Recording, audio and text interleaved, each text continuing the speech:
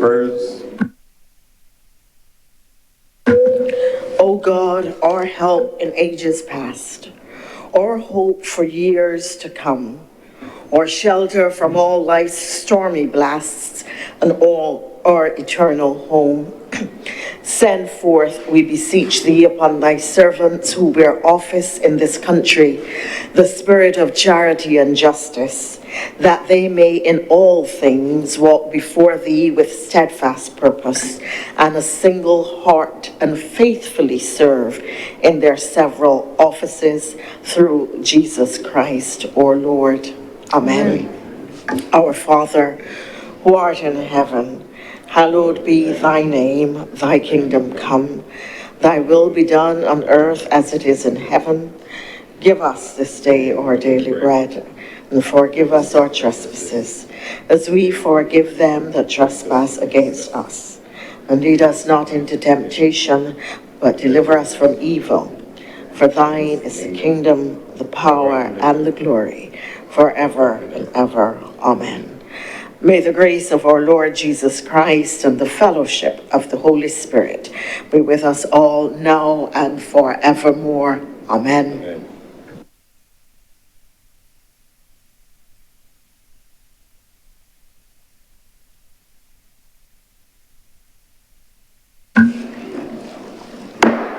The Senate is in session.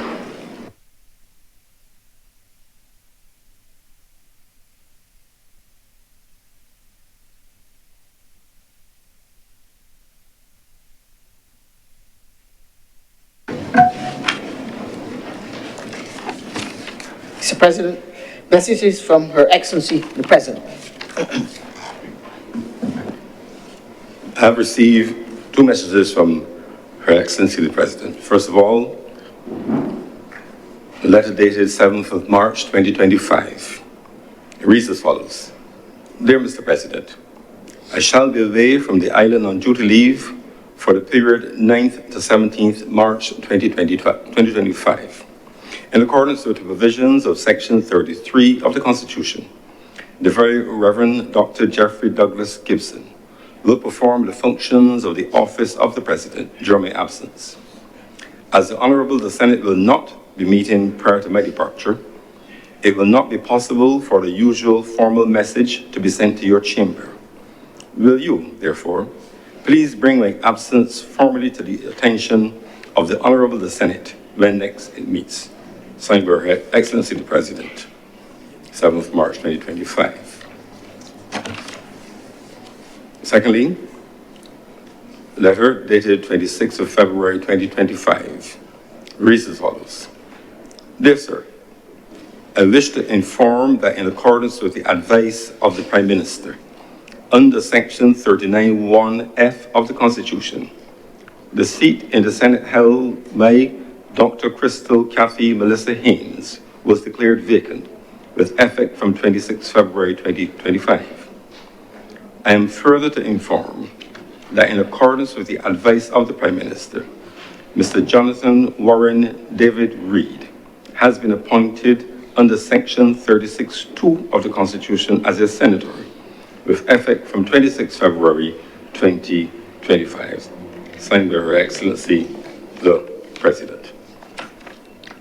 Allow me, before we welcome Senator Reid, to place on record our thanks for the contribution of Senator Dr.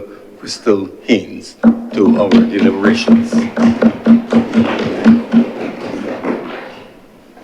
Mr. President, Senator Jonathan Reid is present and he awaits the vote.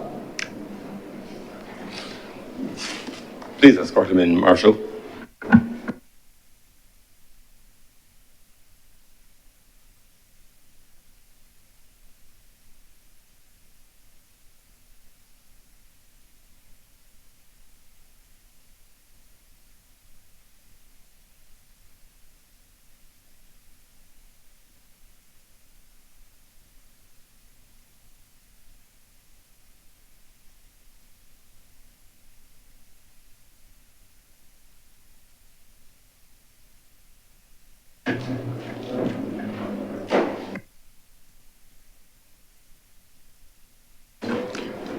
Senator Reid, let me be the first to welcome you to the Honorable the Senate and to congratulate you on your appointment as Senator as well as the Minister responsible for a very important aspect of our country's development.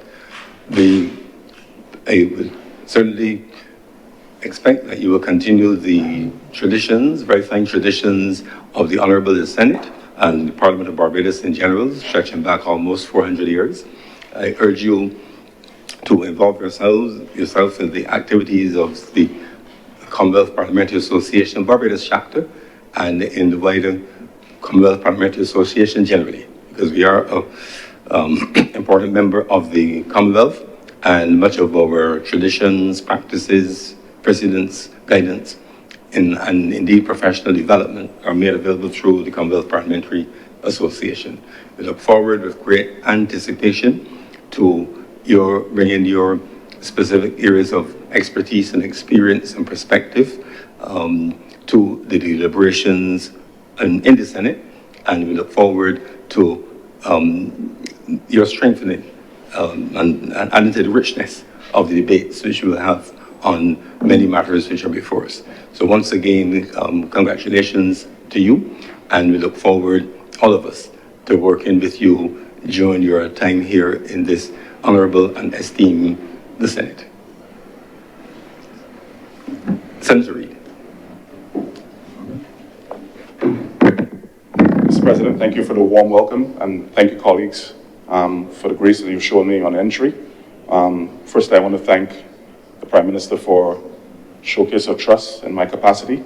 Many would know that I've worked with her for quite an extensive period of time, and the intent is to extend a lot of the good work that we've done on behalf of the people of Barbados, and to do even more. I want to thank my family, my wife Amanda, my daughter Zeta. I have a little daughter as well that doesn't quite understand what's going on, but she will soon. And I want to thank them for allowing me the time, the space, the strength to do good things that I strongly believe in. My intent is to further the work that I'm doing on behalf of the people of Barbados. I think there's a lot of good that has been done by the government and a lot more to do. So I look forward for us to be vigorous, purposeful, innovative. I'm really going to be driving a lot of that into the focus of the work that we're doing. And I'm looking to collaborate with the colleagues. Thank you so much.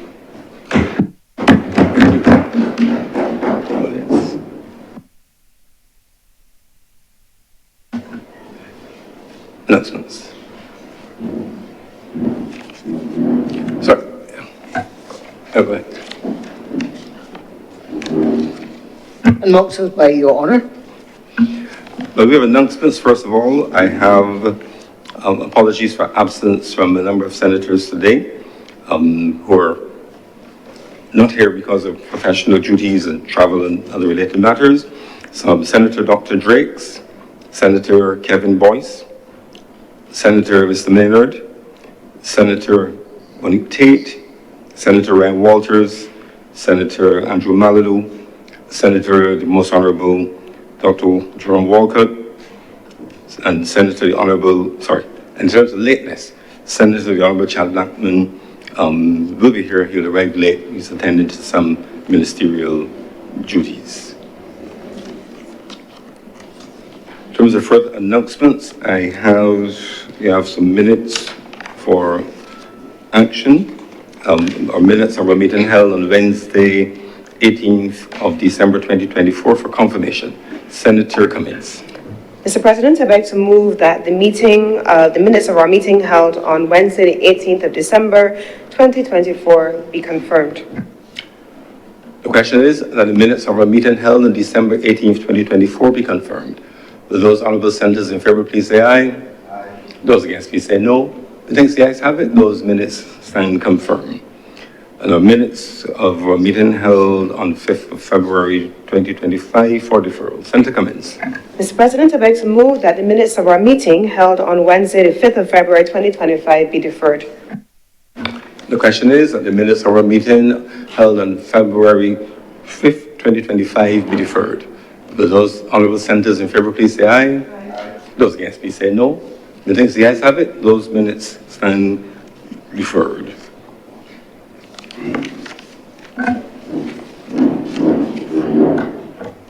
Presentation of petitions, presentation of papers, reports from select committees, questions to ministers, request for leave to move the adjournment of the Senate on matter of urgent public importance, statements by ministers or parliamentary secretaries, personal explanations, motions related to business or sitting of the Senate, and moved by a minister. Senator Cummins.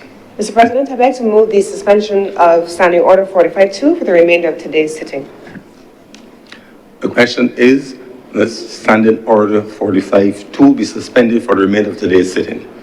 Will those honorable senators in favor, please say aye. Aye. Those against, please say no.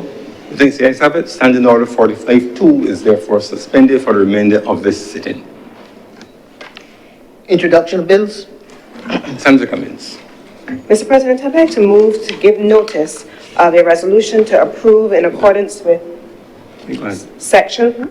Section 5 of the Crown Lands Vesting and Disposal Act, Cap 225, the vesting in the Africa Export-Import Bank of a parcel of land situated at Gemmett's Lane in the parish of St. Michael in the island, the site of the old Barbados Geriatric General Hospital for the construction of the African Export-Import Bank African Trade Center. I beg to also give notice, Mr. President, of the following bills, and I beg that they be moved and read a first time. I beg to give Appropriation bill. I beg to move that the following bills be read a first time, Mr. President. Okay. I'm giving notice and I am begging to move that they be read a first time.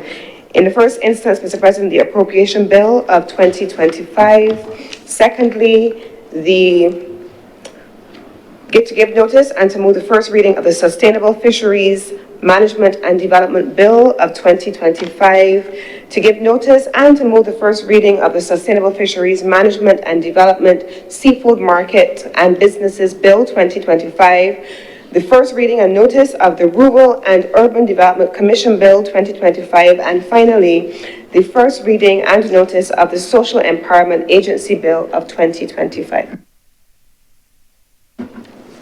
The question is that those bills so mentioned be read the first time. Will those honorable senators in favor, please say aye. Aye. Those against, please say no. The things the ayes have it.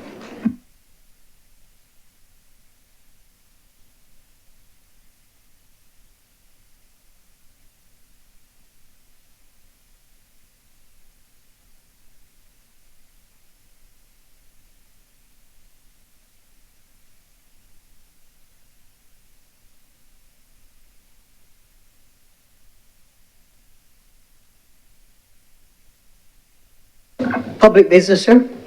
Public business is now the order of the day.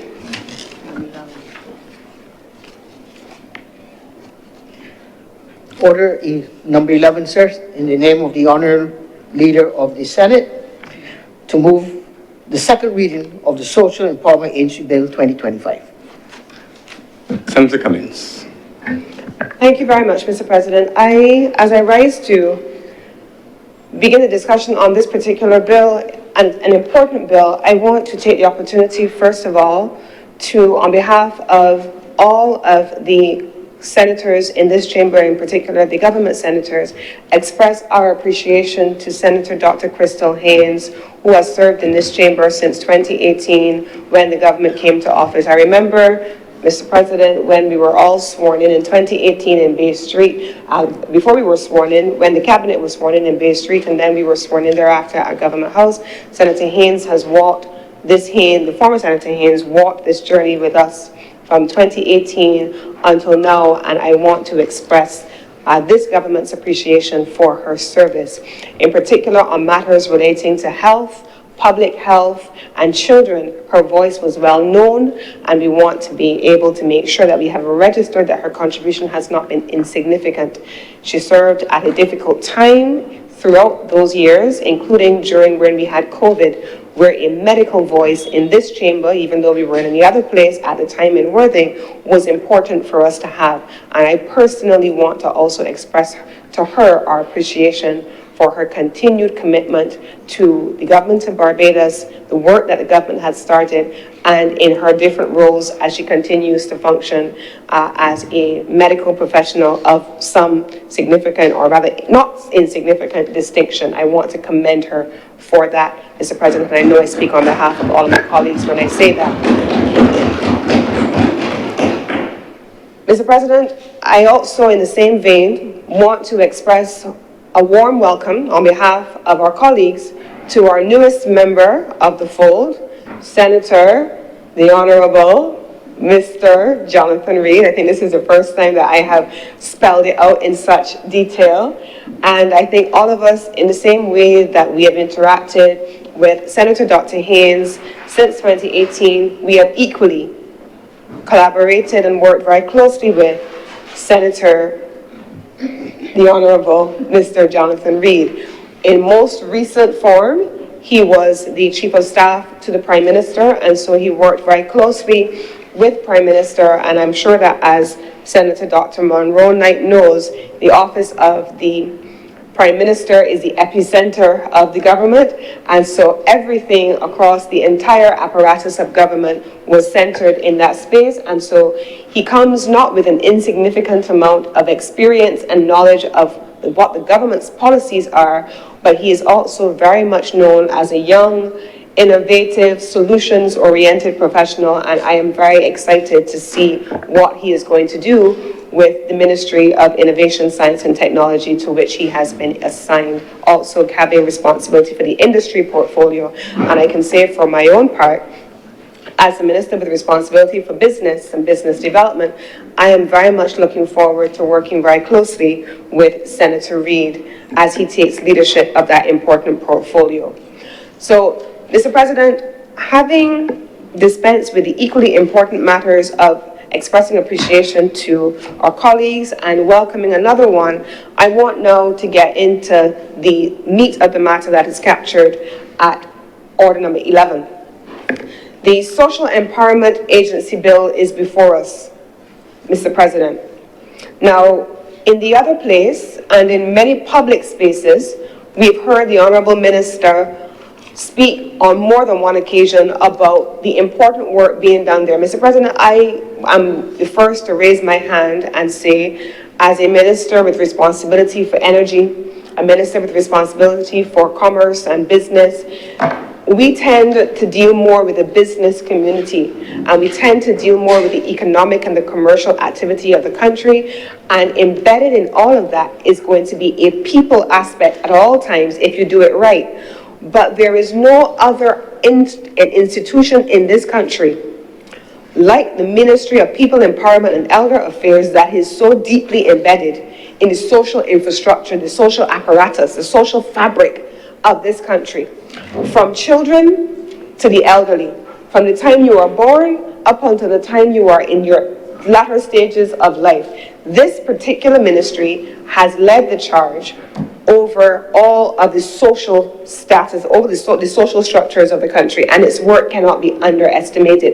It is the reason why you will see that so much significant work has been done over the last several years in this particular ministry. First, by the Honourable Cynthia Ford as the initial minister, and then subsequently by the Honourable Kirk Humphrey as the minister who succeeded her, and it has been a continuum, Mr. President. And so, starting with the Honourable Cynthia Ford and continued ably by Minister Humphrey, we now have seen the culmination of what was promised and what is now being delivered.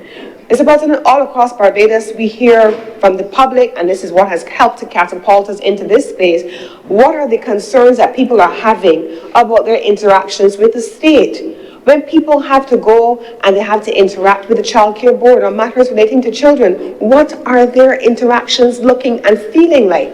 When they have to interact with the National Assistance Board, the National Disabilities Commission, when they have to deal with the Welfare Department, Mr. President, what are some of those interactions? And quite frankly, many of the interactions have not been what we would want them to be as Barbadians. And this is not a new thing.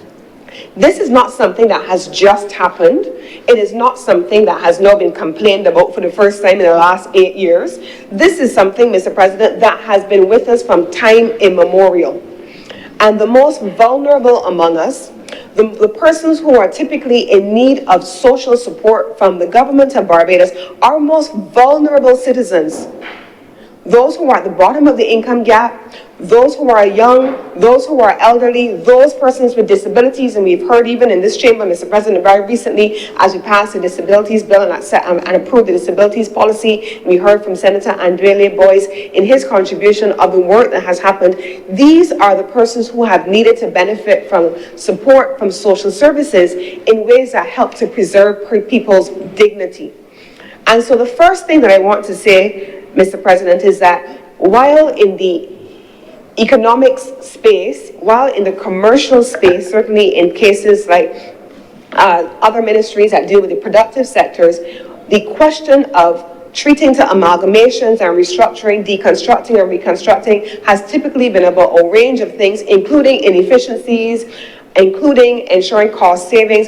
This particular amalgamation, Mr. President, is about delivering services to people that allow persons to retain their right to their dignity.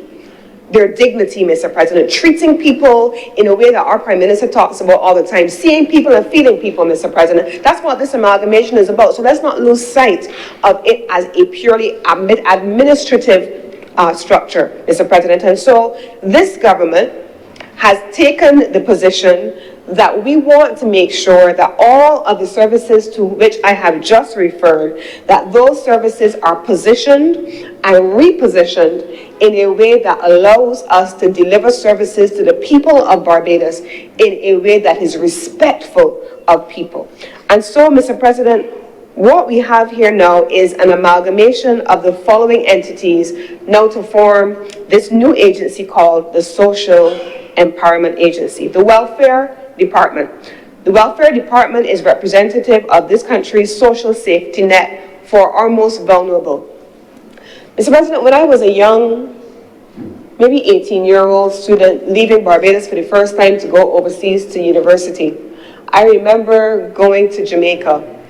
And I remember landing in Jamaica and not understanding what it meant to see young children of school age on the street, either hustling, cleaning car windows at stop signs, selling oranges. I didn't understand it because at 18 years old, I had grown up in a country where the social safety net was always so large.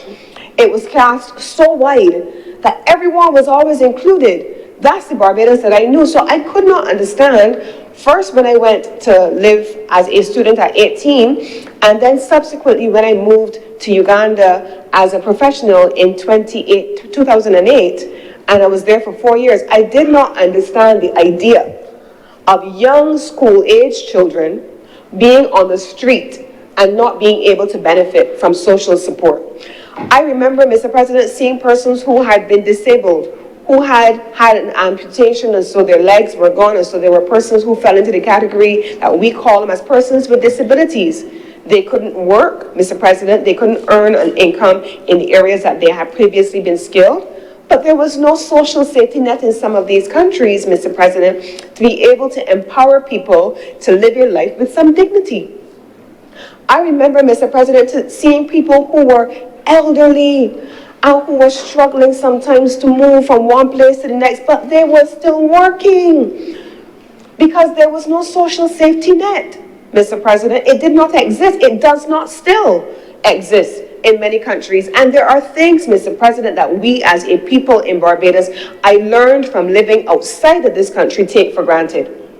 We take what we have as a people for granted. The fact that we go to school and we don't have to pay at the point of service delivery, we take that for granted because we don't see those children in other countries who are standing on the side of the road selling a couple of oranges or offering to wash windows because they're trying to earn money to go to school because there is a fee attached to their school fees and they can't go to school without paying them. We don't live that life in Barbados. Our children have the ability to go to school because we have a social safety net.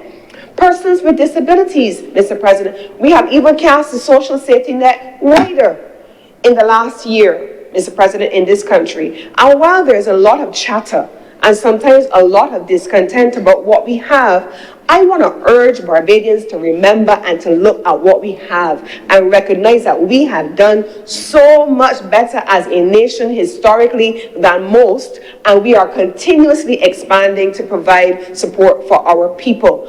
Are we there yet? Have we achieved all that we've needed to achieve yet? No, Mr. President, we have not. But is there a commitment to be able to continue to do more? Absolutely, Mr. President. And today, that's really what we're talking about.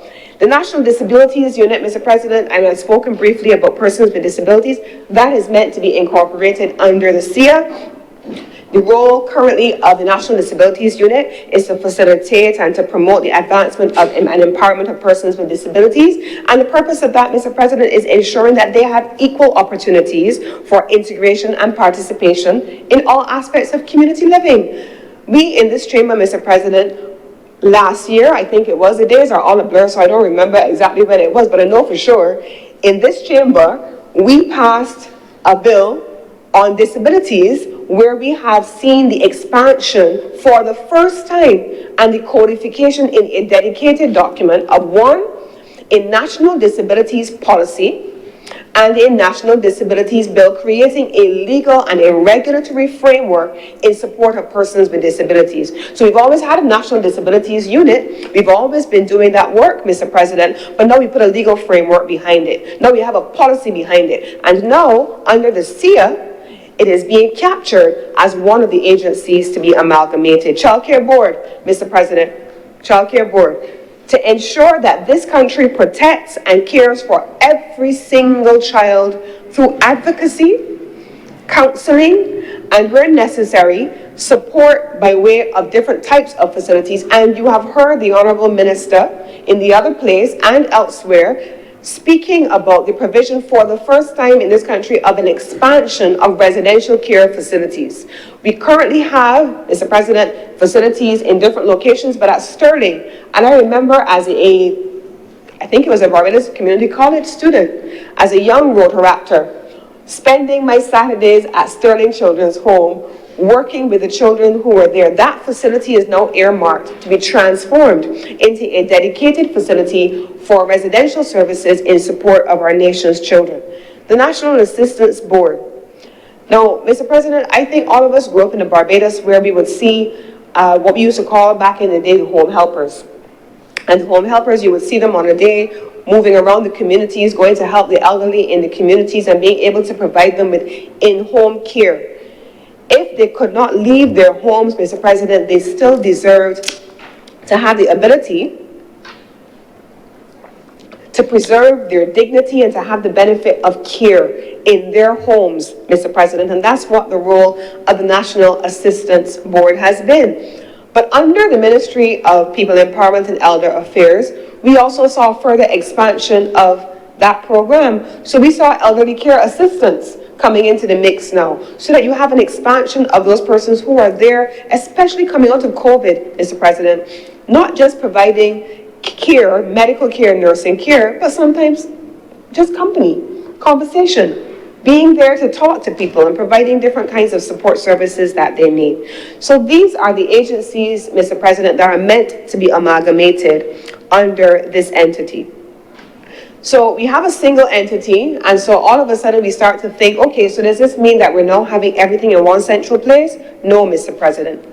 The work of the Ministry of People Empowerment and Elder Affairs has allowed them to map the entire country, and so it is proposed that under the new Social Empowerment Agency, there will be across the country in communities in support of people where they live without everyone having to move all over the place to go and access services in a centralized place only.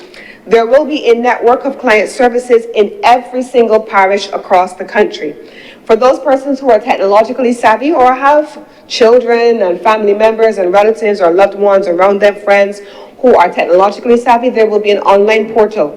So if you prefer to be able to go online and to access the services online using the technology, that is there for you. Pick up the phone and call. We live in a society, Mr. President, where we don't talk to people no more.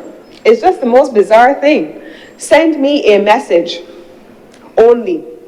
Don't talk to me because I no longer know how to have a conversation. And that's a real issue that I will perhaps have a different conversation about that on a different occasion. But COVID was one of those times, Mr. President, where we went into isolation from the people around us in a lot of ways. And now we're at that stage where, Mr. President, I'm not sure if all of us have come back out of COVID in the way that we went in. So we have an entire generation that communicates only with half words, half sentences, abbreviations by text, but a conversation, a face-to-face engagement, coming from behind your devices and talking to people, that doesn't exist anymore. But there's a telephone capability for you to be able to pick up the phone and sometimes just talk to somebody. That is under the SIA. And the expectation, Mr. President, is that SIA is going to be in the community, boots on the ground, in people's spaces, meeting people where they are, to be able to undertake community outreach interventions and taking the services into the community to meet people. But, Mr. President, the volume of persons being navigated across these individual agencies, far less when you pull them all together, is not insignificant. It is significant, and people's needs have to be met. Can you imagine, Mr. President, being in a scenario where you can't put food on your table and you've really been struggling to be able to meet the needs of your family and to support your children, and you are in that category that is considered the most vulnerable, and you can't reach anybody, you can't get a little help, you can't get a support, but there's a whole institution set up just for persons like you, Mr. President, and that's the reason why, as they have designed this SIA, they've implemented what they call, and they do it in the legal space as well, in terms of legal services and case management, and Senator Nichols would know this better than I, but they have now implemented a case management system, which is specifically about making sure that there is an information system where you can manage all client information, support easy access to data, and foster more informed and faster decision-making when processing client applications. Mr. President, you remember the days, and we still are navigating it in many instances, where you call a government agency, oh, I know what you mean, you got to call somewhere else. Or try so-and-so, pick up the phone, oh, you got to call somebody else. Now me, and before you know it, you've gone to 4 and 5 and 10 different agencies, and you're still not any better off than where you started. The last person you talk to is probably it's going to be the person who sends you back, the first person that you have interacted with. That's a real reality at any point in time in all of our histories in Barbados. And so this government, whether it is in business facilitation or in social care, is putting measures in place that allow the public, the people of Barbados, to have easier access to information that they require, but also, more importantly, in the case of the SIA, to then find itself in a position, Mr. President, where they are able to have all of their information in one place, and the agencies across the spectrum of SIA being able to pull from that information. There are meant to be 12 of those client centers, Mr. President. One in St. Lucie, one in St. Peter, another in St. James, one in St. Michael, Christchurch, St. Philip, St. George, St. John, St. Joseph, St. Thomas, St. Andrew. They're all over the country, Mr. President, and that is meant to make sure that we can support people. So I want now to come to how that is going to be integrated into the actual legislation, Mr. President, because I can then share with you about how the process was derived. This was not something that the minister on his own came up with. It was not something that the ministry on their own came up with. It was something that went through a 2-year process of development with change management specialists, organizational specialists, industrial relations specialists, and a dedicated team designed to structure the organization, how the organization itself was meant to be structured, how you would transition from a state entity into one that is now run by a board of directors. You've had staff and stakeholder engagement, and down to the name, SIA, Mr. President, was done through public consultation, specifically through staff town hall meetings, focus groups, and subject-specific staff meetings. I know, Mr. President, myself, as someone who has just undertaken one amalgamation and one creation of an entirely new entity, and I'm in the throes of amalgamating 3 major entities, I know personally how much it is and how important it is to integrate your staff as you develop the process. They have to be a part of the process. And so The name SEA came about as a consequence of staff surveys and stakeholder engagements, and then out of that, this one had the most positive responses. So I assure you, this government that consults extensively and brings in specialists in the various agencies, in various disciplines, including in branding, in communications, in organizational structure, all of that work was done before we could get here, Mr. President, to be in this place. Training, there is an ongoing training component as well, and so the Learning and Development Directorate of the government, as well as external training subject matter experts, including the National Training Initiative, NTI, independent training specialists in different areas. Even Ross University, that is right here, Mr. President, has gotten involved. The University of the West Indies, Scape Hill School of Business, they have been involved in the development of what you see here in this legislation. And so, in the bill itself, I want now to bring some attention to what the bill contains. In summary, at a very high level, the bill contains for the amalgamation of these 4 legacy agencies. It establishes an appeals committee to be able to hear complaints as a consequence of decisions being taken by the head. It creates the board itself and an advisory committee to advise the minister. The legislation is organized in a number of sections, which covers a range of areas, and it has 4 schedules. The 4 schedules then outline the following things, Mr. President. In the first schedule, we have the specific enactments, which are the Child Protection Act and the Rights of Persons with Disabilities Act. And if you recall, also through this chamber, I've already spoken about the National Disabilities Act, but the Child Protection Act, that too was passed through this honorable chamber. And so as a consequence, Mr. President, we now have an implementation framework through which these legislative reforms are meant to be anchored. The second schedule now captures the way in which the Social Empowerment Agency Board is meant to be established. We've seen the same thing being done in Business Barbados in a previous incarnations, and so this is captured. The National Advisory Committee is captured in the third schedule. Equally, this was done, you've seen this in the Electricity Supply Act, where we did establish an advisory committee because the government is very clear. These are disciplines that require technical specialties. They require persons who have expertise in these areas, and we need to be able to bring these persons to the table and to ensure that they have agency in the development of the decision-making and the policy direction of these things. And so you have the board on the one hand and the advisory committee that has also been established. There are obviously consequential amendments, as with any legislation, and those are captured in the 4th schedule.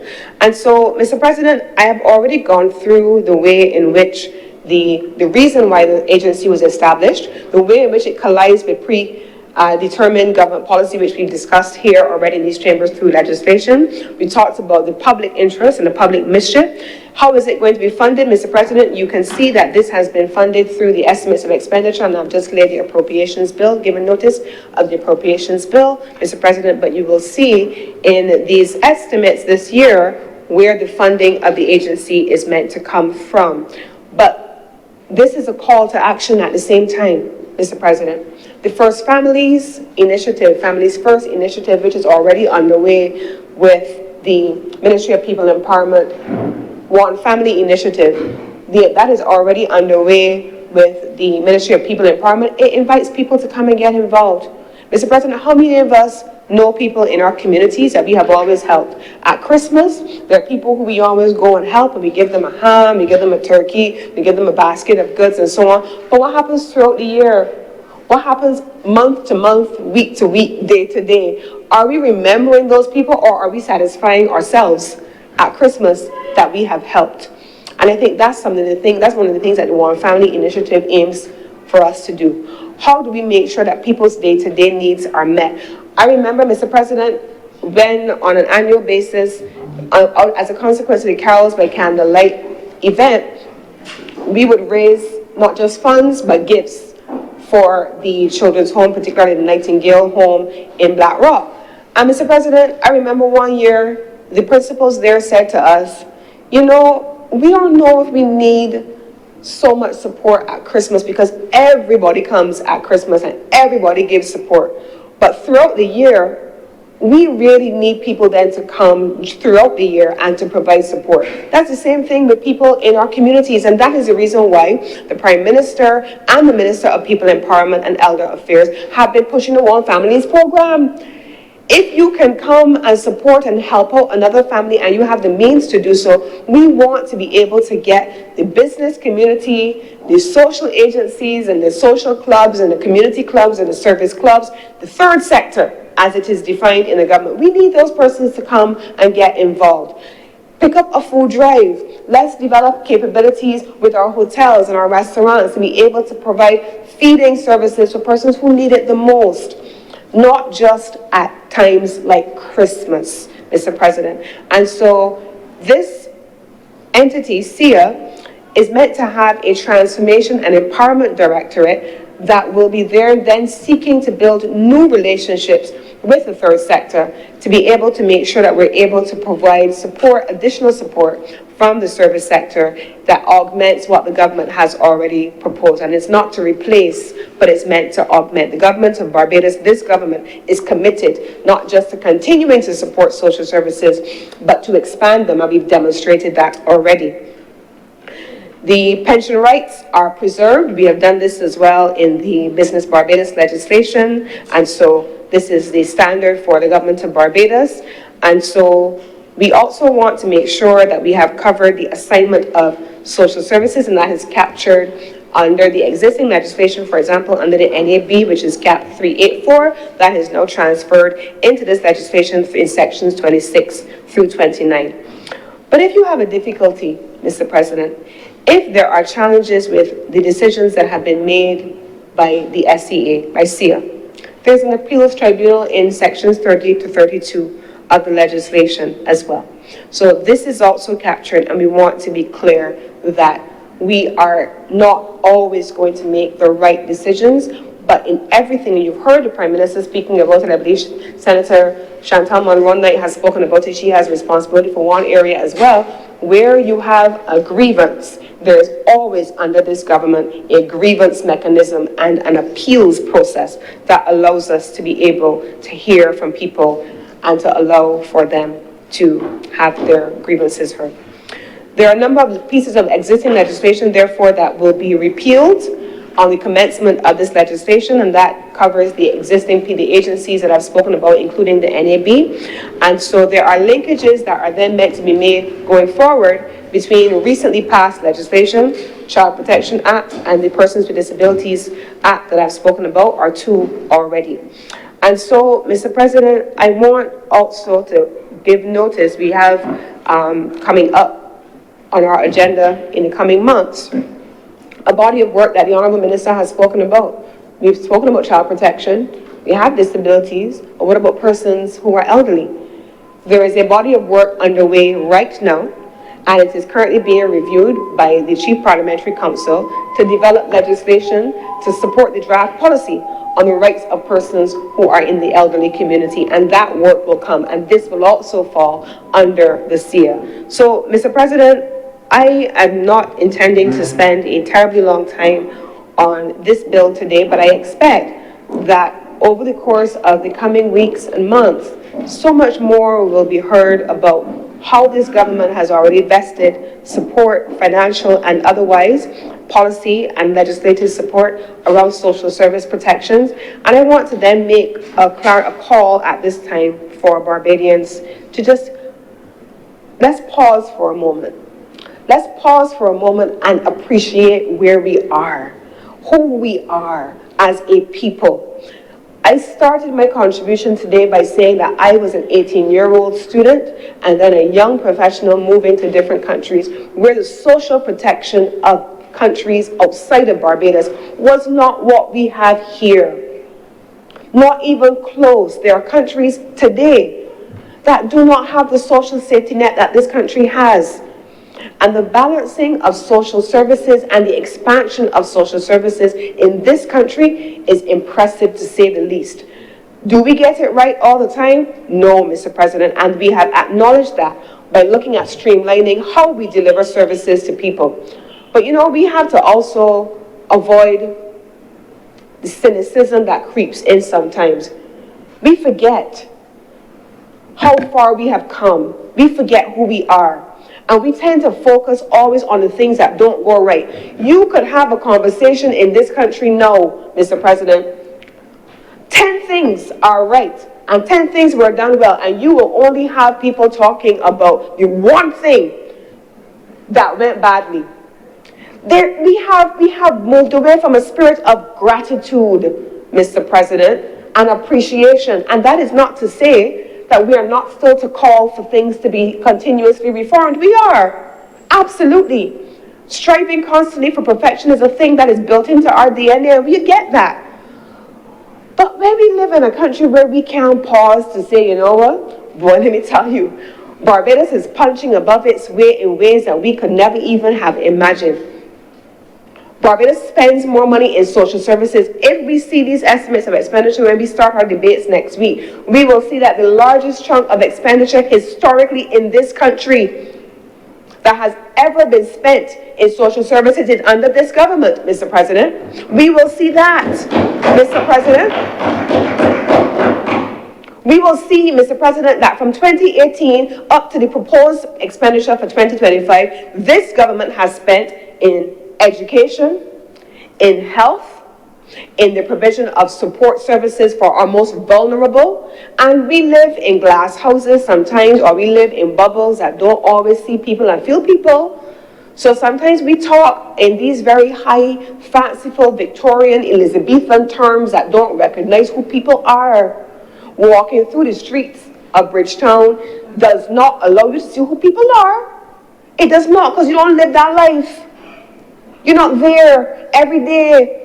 And people are not looking for us to show up, like I said, at Christmas only. People want to be able to see us, feel us, and hear us throughout the year and benefit from support. People are not foolish.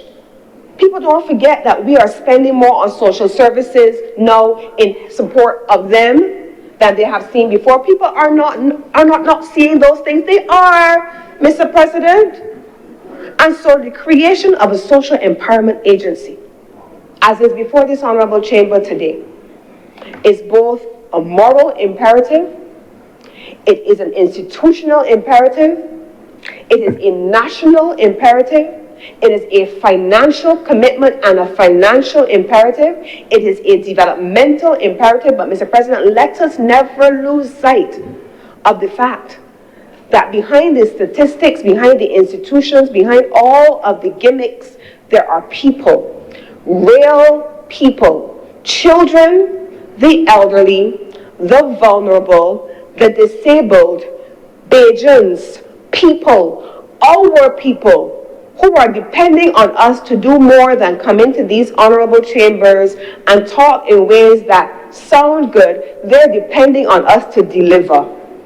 And this legislation, this structure, these agencies, the financing that will go about it is positioning Barbados to deliver for the people who need us to do it most. That's why we are here today.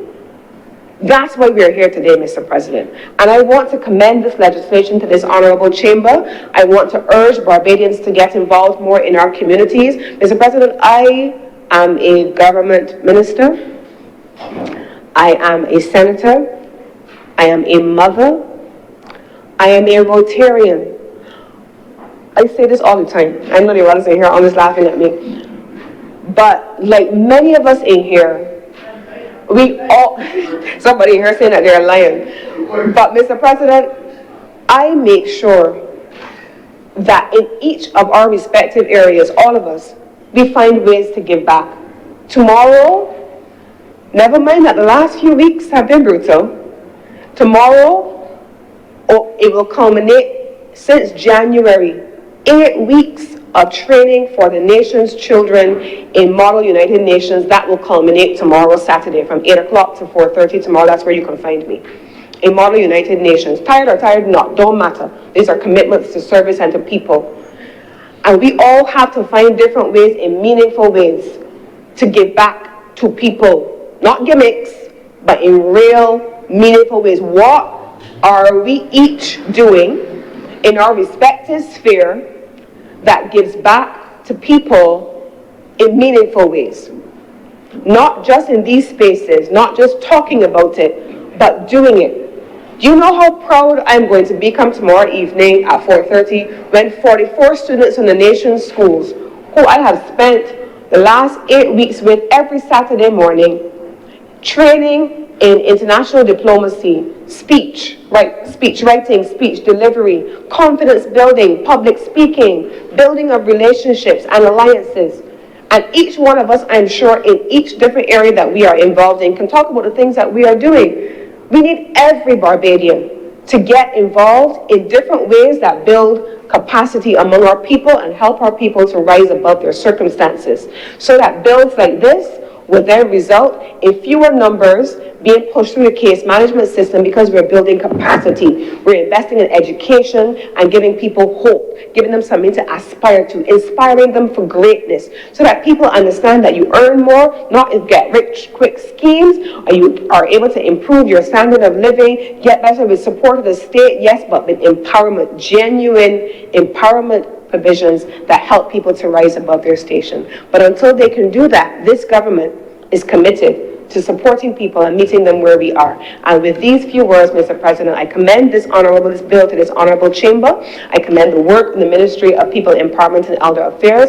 I commend the work of the Minister of People Empowerment and Elder Affairs for his leadership. I commend the previous Minister of People Empowerment and Elder Affairs, the Honorable Cynthia Ford, for her leadership, especially on matters relating to persons in the elderly community. And I commend the Honorable member from the other place who has led on disabilities, the Honorable Edmund Hickson as well. These are all persons who have contributed to helping to get us here, and I want to therefore beg to move that this bill be read a second time.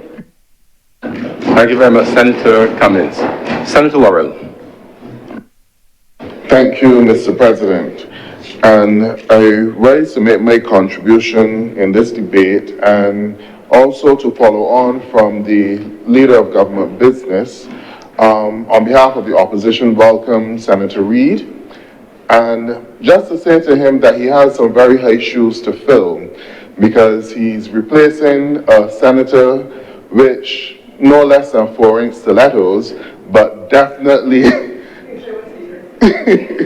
but she definitely made some useful contributions, and I am so sorry that she's no longer here with us, but you definitely have some high heels to fill, and we look forward to your contributions in this place.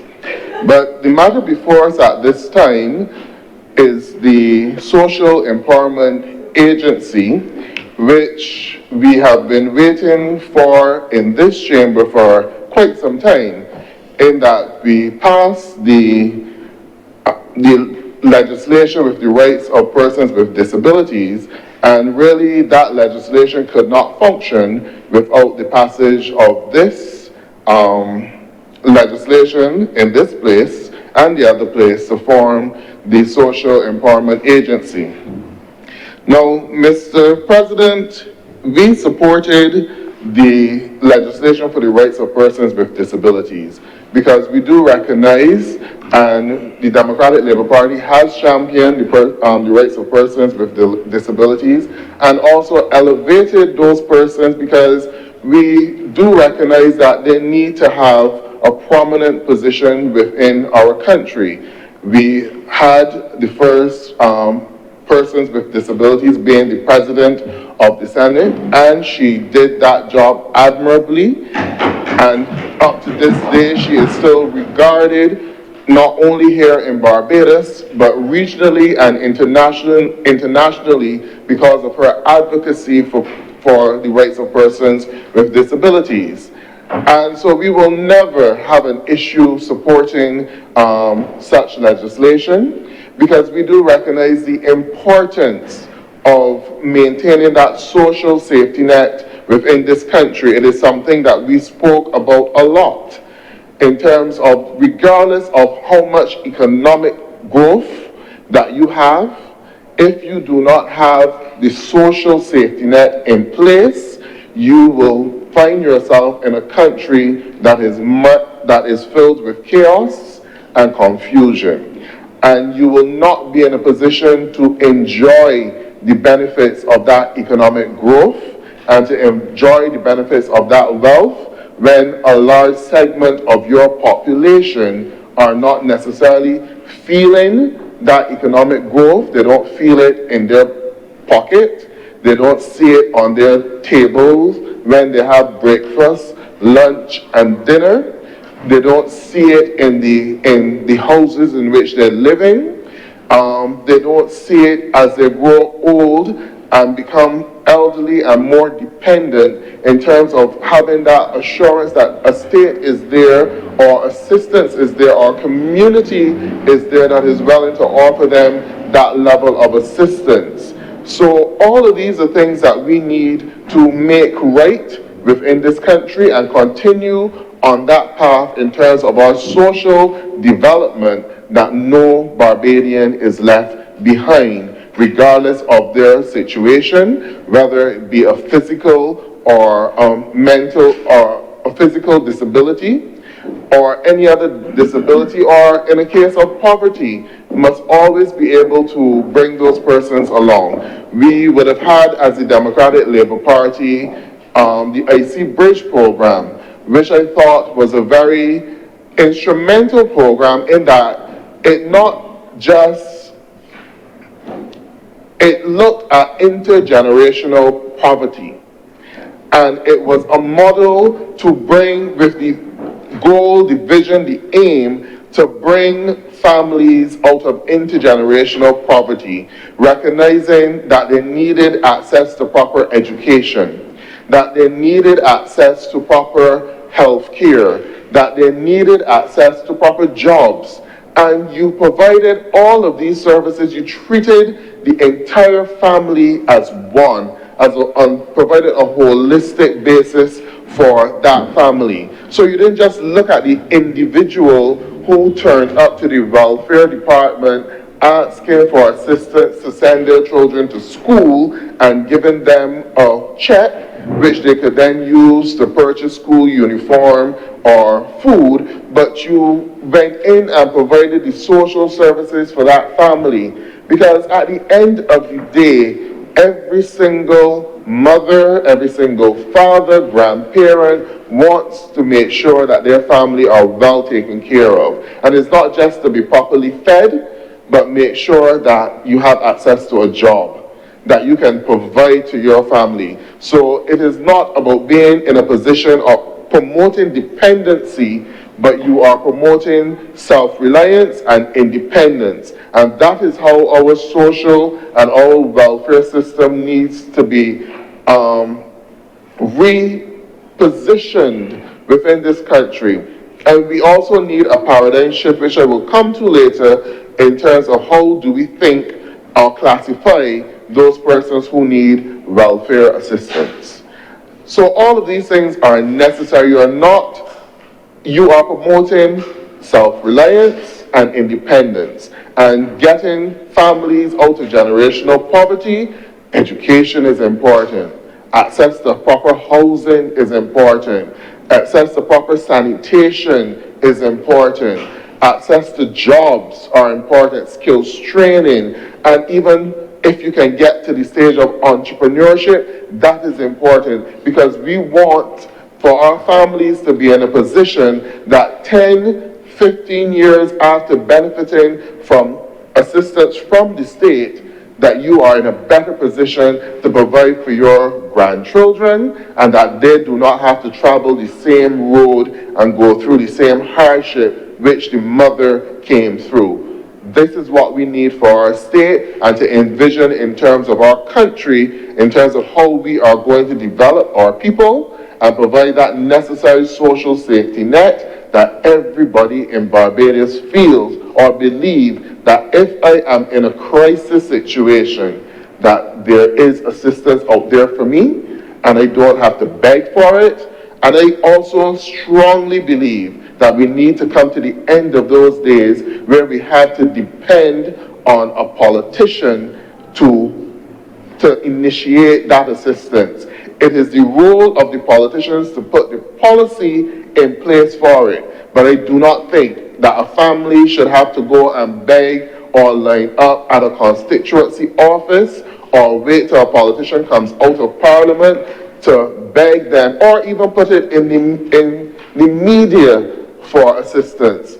As long as there is a need, you should be able to freely go to the welfare officer responsible for the community, the constituency, and get that assistance. And I come now to the point about how we classify persons who require assistance in this country.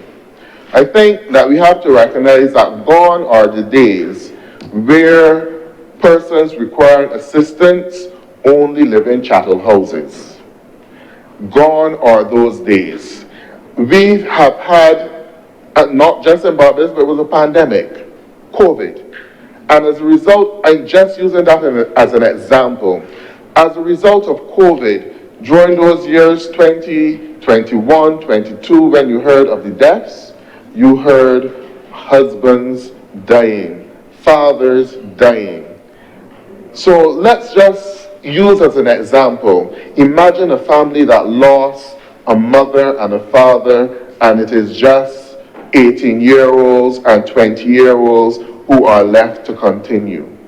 That family would need assistance. And even though the mother and father was able to build a nice bungalow in the developed areas, they're no longer there.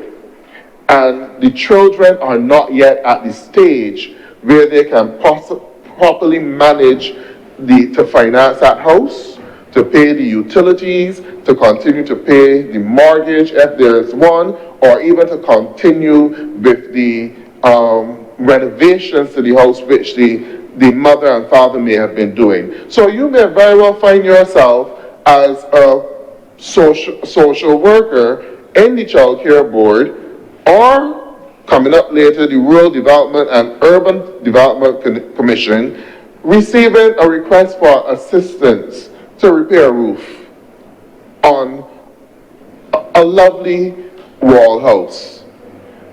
But because of circumstances, the family just does not have the means at this time in order to go to the bank to get a loan to repair that roof. But they recognize that come July, when the hurricane season starts, that every single day that they will have to live in fear if an announcement is made that a tropical depression or storm is likely to pass Barbados, because they know that if it passes, that roof can blow off and they will be without a house. And I would think it is better for a government to fix that house before it blows down than to wait until it blows down to fix it. And that is the way in which we need to take the shift that we need to make in our access to social development. So gone are the days where you can go to a house and just because it has a guard wall and it is a nice 3-bedroom or 4-bedroom bungalow with 2 bathrooms, that the person's living in that house, you can say to them, you do not qualify for welfare assistance. Going back to COVID again, the period of time for which a number of persons were without jobs because the entire country was shut down. Those who worked in the hotels would have lost their jobs. There were a number of persons who would have moved into their house 6 months before COVID, and then to be told 6 months after COVID by the bank, because you cannot continue, you cannot make your mortgage payments, someone from the bank is there to repossess the house. And now you have all of these people who now have to make a fresh start in life. They did not plan for it, and all of these circumstances need to be considered in terms of how we go about making access to assistance. You also have another situation, the number of persons who have taken ill, possibly as a result of post-COVID related diseases. You have a number of persons in Barbados who are now turning up to the Queen Elizabeth Hospital on dialysis. And as a result of that, they're no longer in a capacity to work. So they have to depend on invalidity benefits coming from government, which they are entitled to and qualified for. those invalidity benefits do not in any way match the salary which the individual would have received when they were working. So in a situation, and it's not, you have a number of disabilities, because you could end up in that situation as a result of a traffic accident, or you could end up in that situation as a result of a fall on your workplace, and then you have to get invalidity benefits which are at a fraction of what your actual salary was before. And you are the main breadwinner for your family. You had a housewife, and you are the main breadwinner for your family. Can you imagine the amount of hardship and emotional distress that those people go through when they still have to pay a mortgage, they still have to pay their utility bills, they still have to provide food for the household, they may have children at school, they still have to provide for those children, but they're receiving a fraction of what they were making when they were out in gainful employment. And you have to readjust your life to that, and sometimes you end up in a situation where the utility companies, they still want the full amount for their utility bills. The supermarkets, still, you can't carry out the items from the supermarket on a promissory note.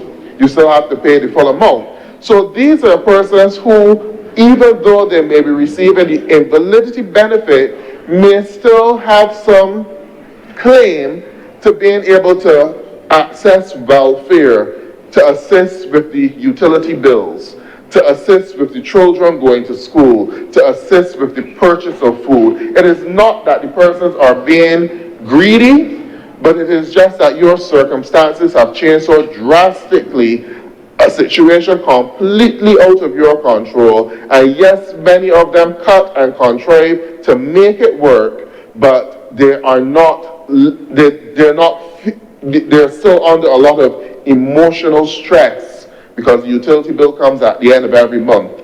The grocery bills, you still have to put groceries on the table. So if we can offer them some assistance in allowing these people to have a top-up, or we can also go the route as well as increasing the amount of the percentage of invalidity benefits which are paid. These are things that can be done as well. Or giving them access to some welfare assistance for a period of time to help, or when they face a crisis, to help them through that situation. All of these are things that we need to consider if we really want Barbados to be considered as a developed nation who puts its people first, and as a nation who has a social safety net in place that, regardless from birth to the grave, the citizens are taken care of. And I think that we should be able to afford it. We are a high tax jurisdiction. We are taxed for everything. The VAT, the government has not seen it fit to reduce from the 17.5% to the 15% to give Barbadians an ease. They have increased the contributions which will come from the social security, from NAS, to provide for the resilience fund. So now instead of paying 0.1%, you have to pay 0.25% for that. So the point that I'm making, and we still have the gas tax there, we still have the foreign exchange tax there. We tax Barbadians at every single stage from cradle to the grave. So to provide that you can give back to persons when they need it most, I don't see that that is a difficulty. That should be part of our social safety net, ensuring that all Barbadians are provided for. So we can continue with that. And I'm hoping that this government will see it fit, that they will make those provisions available. So we need to have greater education and also change the policies within our, through this social empowerment agency, that the welfare officers would know, the social workers would know that when they go to make their assessments, you cannot be operating on the 1980s model, but you have to take into consideration that the demographics of Barbados has changed over the years, and even persons who consider themselves to be middle class may find themselves in a situation for a few months, because we know that many Barbadians in middle class communities, they say live paycheck to paycheck. And if you lose your job for 6 months, you are in trouble in terms of being able to pay your mortgage and being able to pay your utilities bills. So as a country that tax Barbadians so highly, be in a position to offer them assistance, and don't let it be create a legacy of Barbadians investing in housing and then to have the banks repossess them a couple of months after they've become comfortable, and then you have to start all over fresh.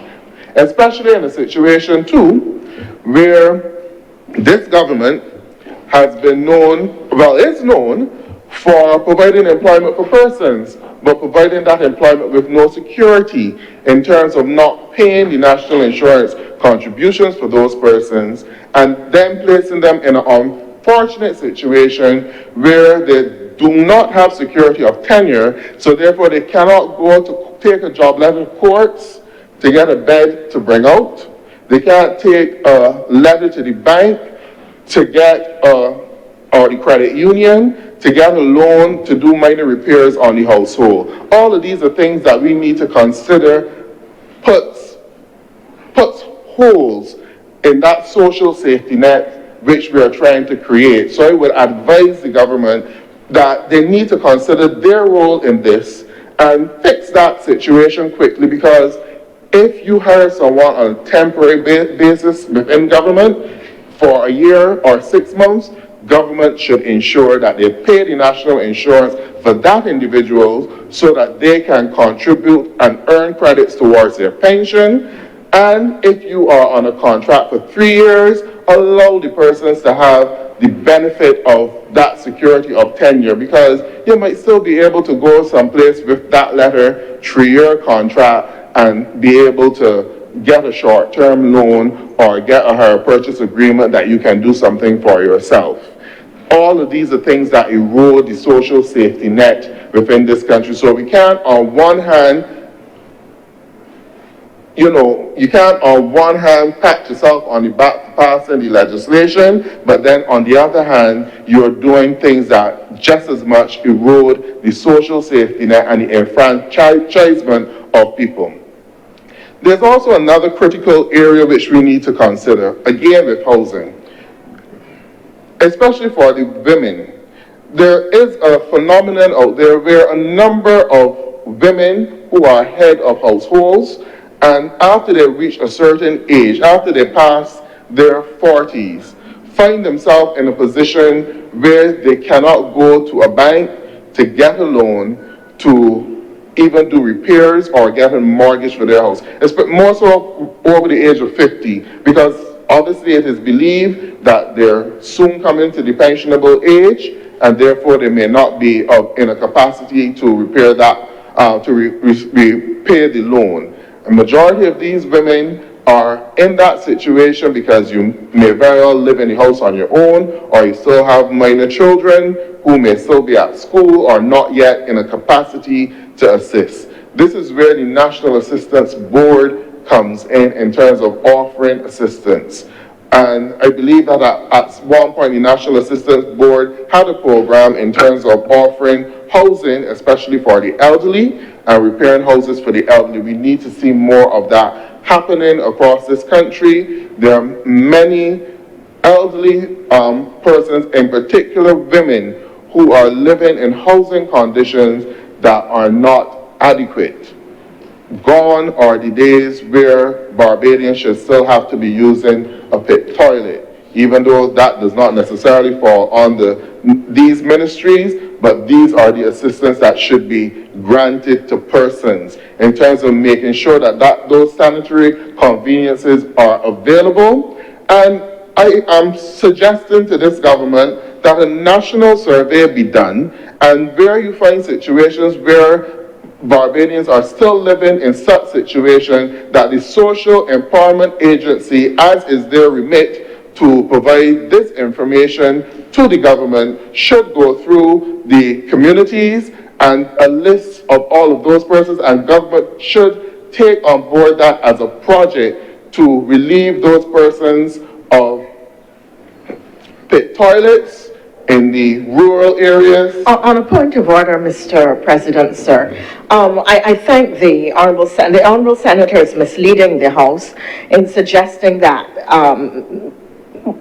there's no such policy or program exists.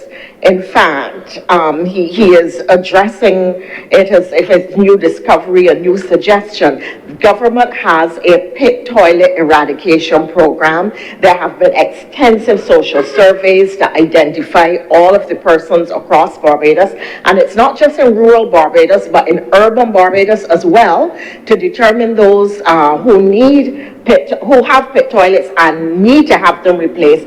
And government has embarked on and is going very well on its pit toilet eradication program. So I wouldn't want the Honourable Senator to think that he's making this as a new suggestion that has never occurred in the history of Barbados, and this is something new to be started. It may never have been done previously under the Democratic Labour Party, but it is very, very much a policy of the Barbados Labour Party that is ongoing and is having extremely beneficial impacts. In fact, sir, when the sewage projects were done, that was one of the things that disclosed that there were pit toilets in urban Barbados, in places where you would not think, and that was one of the triggers for the policy and the program. I know that this has been a long point of order, sir, but I think that the public and the Senator deserve to know. I didn't think that he wanted to continue to mislead the public and himself. Thank you, Honourable Senator Thompson. Please continue, Senator Morris. Thank you, Mr. President. I don't think I was misleading myself or the public, because I made it clear that there was such a program in place. What I'm suggesting, as Senator Cummins did say, that we need to use this debate in terms of envisioning how best we can change the delivery of social care services in Barbados, to move it from what it was before to get it to where it would be that all Barbadians can feel that it is working for them. And I would like to, through you, Mr. President, inform the Honourable Deputy President that under the functions of the agency, Part 5F, to advise the Minister on social protection mechanisms, the delivery of social assistance to vulnerable persons, and any matter which the Minister may refer to it for advice. So my point was that I was hoping that through this agency that there are still pit toilets in Barbados. I know that it is done through the Ministry of Health, but my point was that through this, there are allocations through the Ministry of Health. My point was through this agency that the National Assistance Board and other agencies do offer assistance in terms of assistance to housing. Take on such a project and a time period by a certain time that all of them would be eradicated in Barbados. It will be a good economic stimulus to Barbadians in construction, which is desperately needed at this time. A good economic stimulus in construction, a project that could be taken on, and you would bring some sense of dignity to a number of people in Barbados who can benefit from it. That is the point which I was making. I was not saying that it wasn't done before or coming up with this idea that is something brand new, but I'm just saying that I would hope that through this agency that it will be so empowered that after a period of time that this would no longer be a case, or no politician can come to the House, or when they are in their constituency canvassing, have to face a constituent who has to be living with a pit toilet. That is the point which on a point of order, sir, just to Point of order. Again, misleading the chamber, sir, just to assure the Honourable Senator that this was not a side program of the Ministry of Health. The pit toilet eradication program, or you note the word eradication, which speaks directly to the point that the Senator was attempting to make, that there is no such eradication program in place. The pit toilet eradication program was not executed as any sideline of the Ministry of Health. It was a strategic imperative of the Urban and Rural Development Commissions. It was something that they did, and in fact, the people who carried out the works were small contractors. And they did have the benefit of gaining revenues and profits from their work, of helping their families, of stimulating certain sectors of the economy. So the almost senator had not been making a bad speech, but I cannot let the record be contaminated by ignorance, sir. And I think, once I know that you mean it in the classical sense, lacking knowledge in the specific matter, I think though that you may want to substitute another word so that readers of the record in the future may not think that we're trespassing on the rules of the House.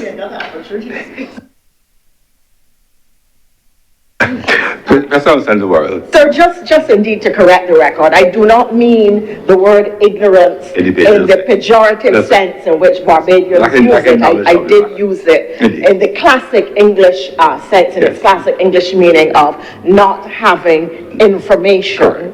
So no offense at all is intended to the senator. And in fact, I did say that up to that point, he had not been making a bad speech. Please pass on, Senator Worrell. Thank you, Mr. President, and I will not deliberate any further with someone who, had the wisdom to put a dump in a protected area. So I will press on with my contribution, Mr. President. But the point was still made. We need to elevate our thinking in the way how we deliver social services to this country and to its people. Mr. President, it brings me to my next point with regard to this legislation. And, I do believe that legislation such as this, which is very important, should have the opportunity to have wholesome debate within this chamber.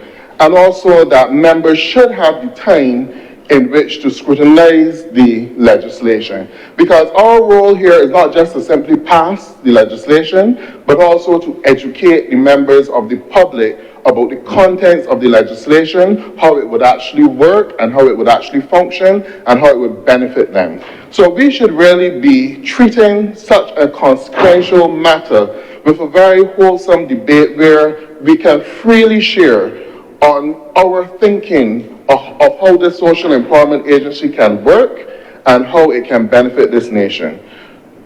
I, in principle, support the legislation, but with a level of intrepidation, Mr. President, I have to consider how I give that support, given the practice of this government in recent times, especially on the departure of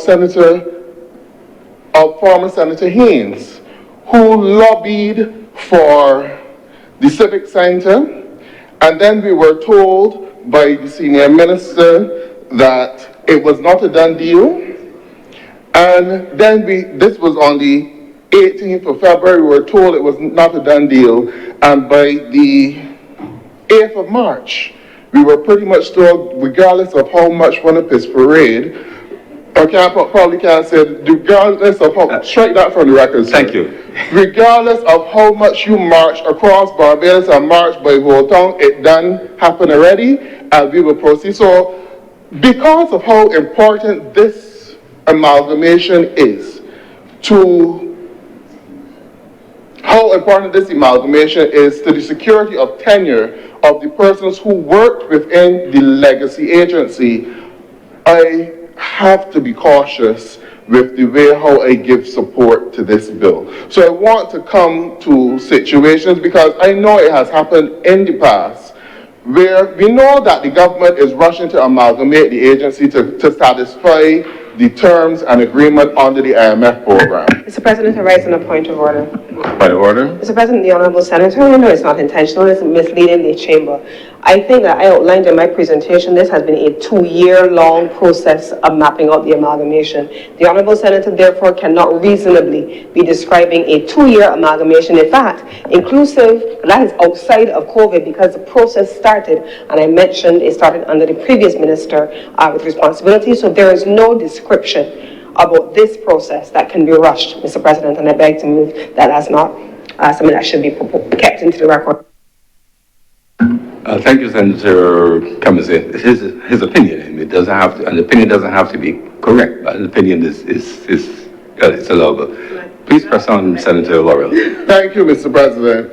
Even though the senator was quick to point out that it was a 2-year program, they have been in an IMF program since 2018.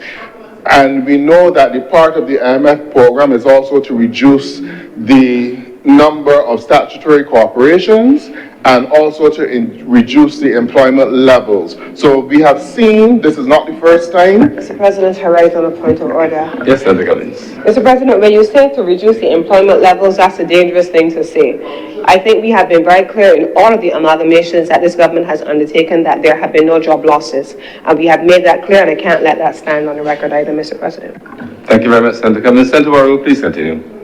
Thank you, Mr. President. There have been no job losses yet, but that does not mean that in the future there will not be job losses. And I want to pay some attention. You could also ask the DMC persons the same thing. Has that agreement been finalized? I would want, Mr. President, to pay some attention to some matters within the bill that I thought, some matters within the bill that I thought may need some further consideration. Now, yes, the new agency will be responsible for the work of about 4 or so legacy agencies, including the Child Care Board, the National Disabilities Unit, the National Assistance Board, and the Welfare Department. And whereas I have no issue with the amalgamation of those agencies from the perspective that it would allow for a better management of social care delivery, where you will have these agencies which operated in silos before, now coming together and being able to work together for better efficiency in terms of delivery of services. Because you do have a situation where a number of these agencies may have been duplicating the same services. So this, I think, is a good thing in terms of being able to pull all of them together, and Barbadians will have one area which they can go to in terms of accessing the social care needs which they require. But the point that I was getting to in terms of when we do have these amalgamations, you often have issues in terms of the rights and the conditions of service of the employees of the legacy agency in terms of going into these new statutory organizations. And yes, I do recognize that the legislation does point out that the pension benefits and all of these things will be preserved. And I do hope that this was clearly discussed and supported by the unions which represents all of those agencies, because I know some of them will be represented by the Barbados Workers Union, some will be represented by the NUPW, and some could be represented by Unity Workers Union. And I do hope that you have consensus and you have had the discussions with the workers and the unions, and everyone is on board with this merger and will be able to go forward. And 10 years, 15 years from now, you're not hearing that persons are denied of pension benefits or any rights. And I also think we create an environment where we form these new companies. We maintain the rights of the legacy employees, but then we have almost different rights for the new employees who are onboarded in the new company. That creates problems and it creates friction. And it creates a different standard within the work environment. And it does not normally end well for the organization because you have two different sets of employees in the organization. The new employees who are coming in, who are operating under different terms and conditions from the legacy employees who are there. And it creates challenge for the HR within those organizations and for the managers. If you have a system which is working properly, maintain the same level of benefits for all the employees so that you do not have these two tiers of employees working in the organization doing the same job. So this is something that we need to consider for the government to consider and as a country going forward.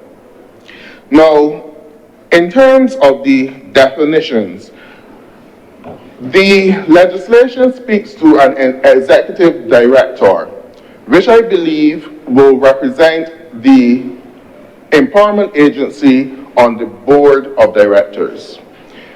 But then it also speaks to the possibility of allowing the heads of the various divisions which came under this entity to also function as directors. This to me creates some sort of confusion. Then you also have the definition of the director of the board. So I'm wondering if it would not have been better to put a definition for the put an actual definition for the director in, and the directors of the various divisions.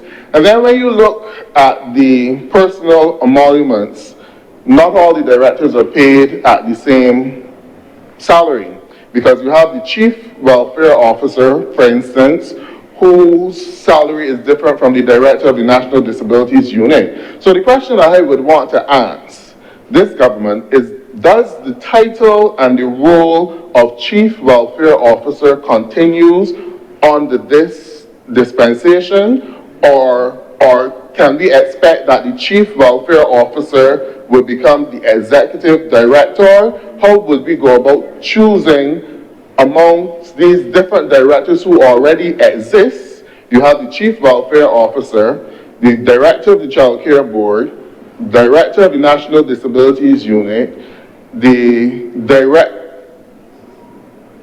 of the National Assistance Board, I think it is. How do we go about determining which of these officers will function in the capacity of the executive director of this amalgamated agency? And also, will we be maintaining these legacy titles for some period of time in terms of the chief welfare officer, director of the child care board? How will we match those up now in this new dispensation where you have persons who operate at different salary scales? So these are things that I would like to hear the working out. If you had met with the unions already, I believe that all of those things would have been discussed in the union discussion. So it would be good to hear from the government how they plan to work out those matters. Now, going into the body of the legislation, with regard to the appeals committee, this is section 31. For the purpose of hearings and determining appeals on the section 30, the minister shall annually, after consultation with the board, appoint such number of appeals committees as may be prescribed. To me, annually seems like far too frequent for an appeals committee. We cannot at this stage anticipate the amount of work that the committee might have, but if it is annual and a matter was referred to the committee in December and the year changes maybe January of every year, that committee may not be able to continue to deal with that matter because annually the term will change. So maybe you might want to consider giving the appeal committee more time to function. Probably a 2-year term or even a 3-year term is possible, because I don't see it as anything that would do any harm to the legislation and any harm to the functioning of the organization. But if the committee serves for too short a period of time and then has to await at the end of their term the approval from the minister to continue, it could slow down the process of having appeals heard and having matters dealt with. So just give yourself a little bit more leg room and possibly extend the terms of the appeal committee to 2 years or even 3 years to fall in line with the term of the board as well. Now,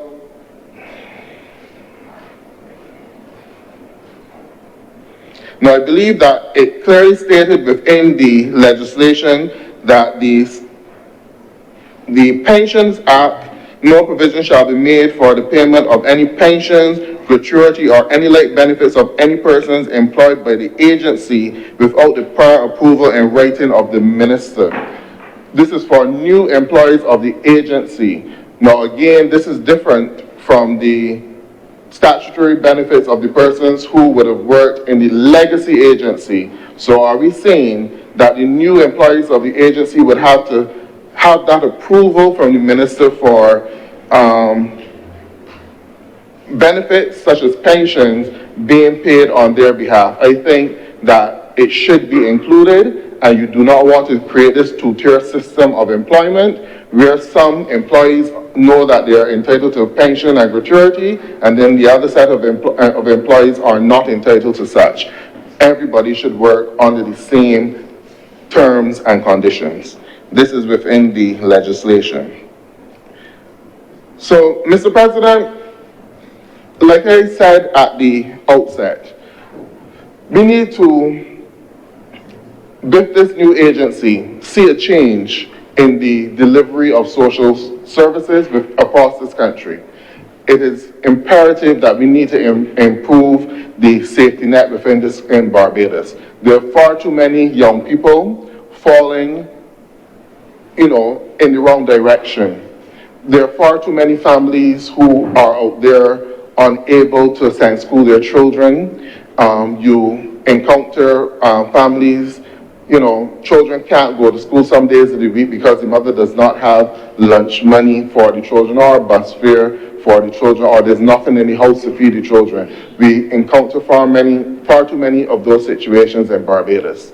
And as a country that is taxing Barbadians so highly, we should be in a better position to give more to the persons who need it. And I'm hoping that through this agency, we will see a better delivery of social care services across Barbados.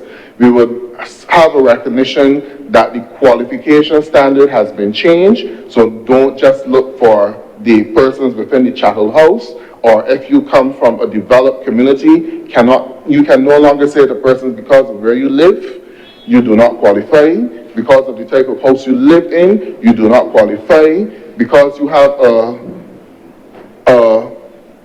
flat screen television mounted on the wall, you do not qualify. Those should not be criteria set to determine whether persons are going through actual hardship. Because there are many people who suffer emotional torment because they don't know how they're going to pay their mortgage at the end of the month. They don't know how they're going to pay their utility bill at the end of the month. They don't know if they will have enough left to go into the supermarket and bring out sufficient food to give their children a proper meal on Sunday. And if persons do fall into that situation, these social workers are properly qualified to do an assessment to know who are the ones who are taking advantage of the system and know the ones who are who definitely need it. We definitely need to have more social workers, not only within the welfare department, but hopefully within the school system and within the communities as well, so that social workers no longer have to be burdened. And the policy of taking persons off of welfare after 6 months without a proper review, and in a situation where the circumstance has not changed, that needs to be adjusted as well. Do the proper evaluation before that 6 months period has ended, and if you find that the circumstance has not improved, allow the individual to continue to get that assistance. We need to be a more caring and humane society overall and show consideration for our people. And it is only through that we can eradicate a number of the social challenges which are currently impacting on this country. It is not something to be done by one government, but both administrations need to take, both political parties, every single government that comes to office in Barbados need to have that as the center of its manifesto and its philosophy, that you will take care of the most vulnerable in your country. Because if the vulnerable are suffering, it does not matter how much economic growth that you have in this in the country, the ones at the higher end will somehow feel threatened as well. So with those few words, Mr. President, I thank you. Thank you very much, Senator Worrell.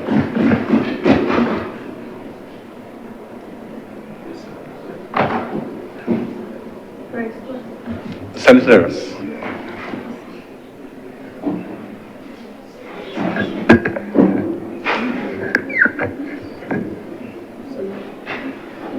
Thank you, Mr. President, for giving me this opportunity to have a participation in this debate. And first of all, I just want to say that this has been long in coming, and it is not exactly new, but previous administrations had actually did speak as well about looking at amalgamating of these social agencies. So I am happy to see that it has finally reached us and that we can have this discussion and get it moving. And I think it is going to be an important move, because I think for too long the various social agencies have been too fragmented. You've had the welfare department doing certain social aspects, you've had the disabilities unit, you've had the child care board, and there are about 4 entities in all which were primarily delivering different aspects of social care and social services, which are really important for our most vulnerable people. And so we have the opportunity now to do a horizontal and a vertical integration of these services, and bring a more holistic approach to the delivery of these services. It is a one-stop shop now. And therefore, when you have an issue which initially appears to be an issue dealing primarily with, let's say, child care issues, you very often find that when the research is done, it is really deeper problems involved. It is really issues relating to family problems which need to be addressed and which have manifested themselves in some cases of child issues which tend to have to be handled by the child care board. So now the point I'm making is that when these issues come up, you don't have to send a family across the country road, a family who have come to the Child Care Board, which is in Cheapside Road, I believe, and then because there are some other aspects, you have to send them up to the Country Road, or you have to send them up to Warren's or something for some other services which are really the root cause of the issues which are which have to be dealt with. And so I think in having this, what I call one-stop shop now, where everybody is together, you can therefore be in a position, the social work officers can be in a better position to coordinate the services required in each case. And hopefully that means that you are more efficient,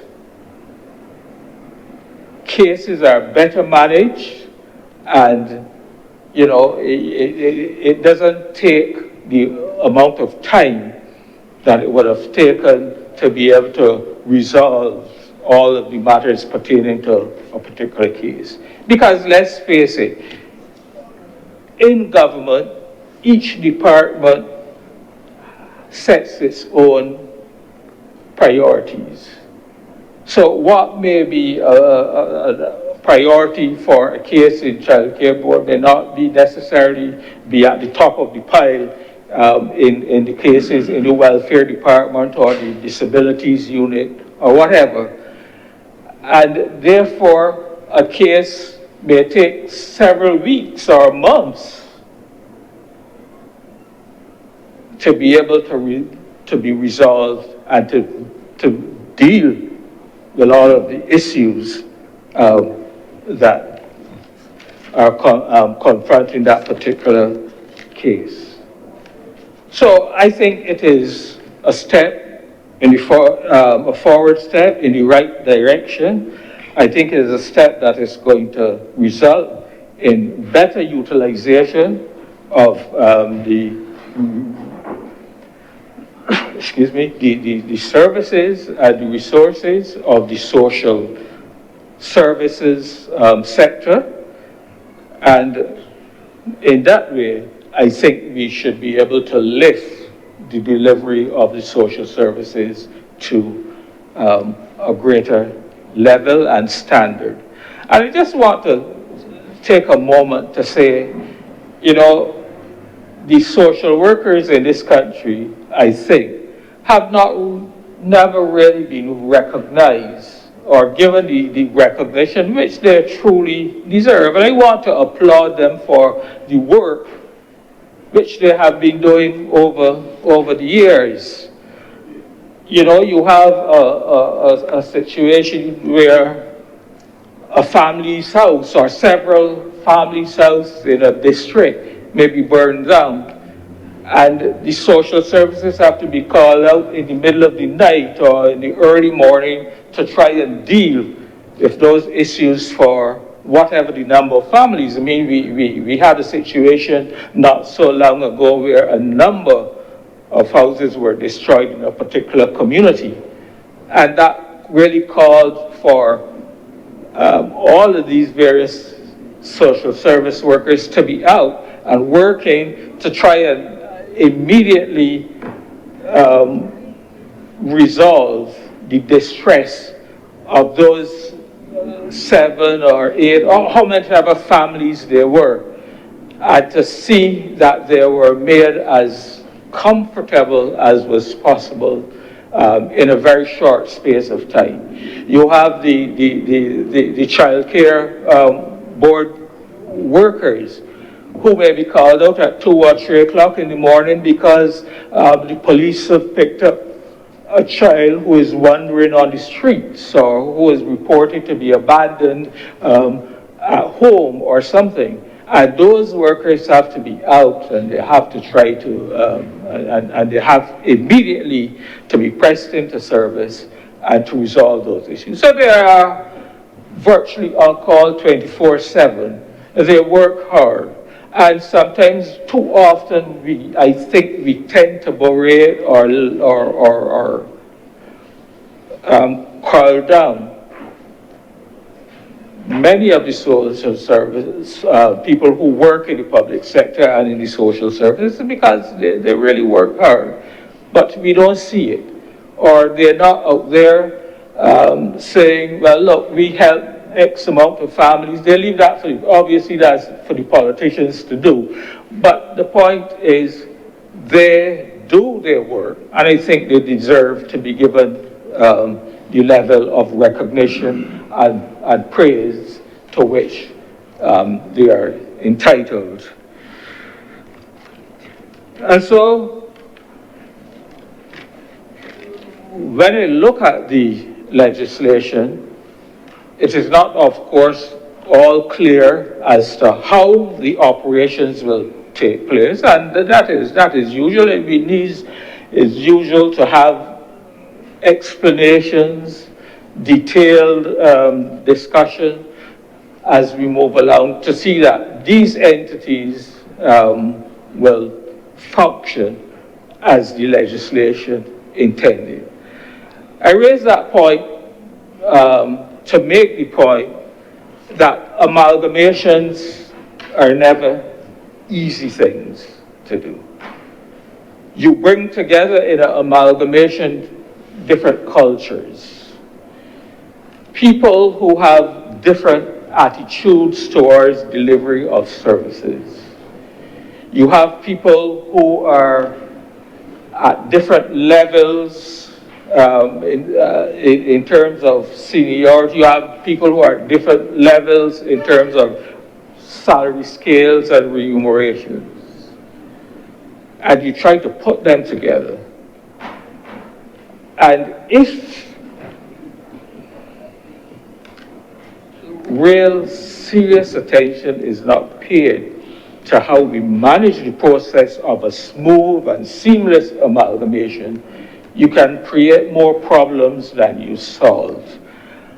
I worked in the private sector all my years, Mr. President, and I know I did go through in my own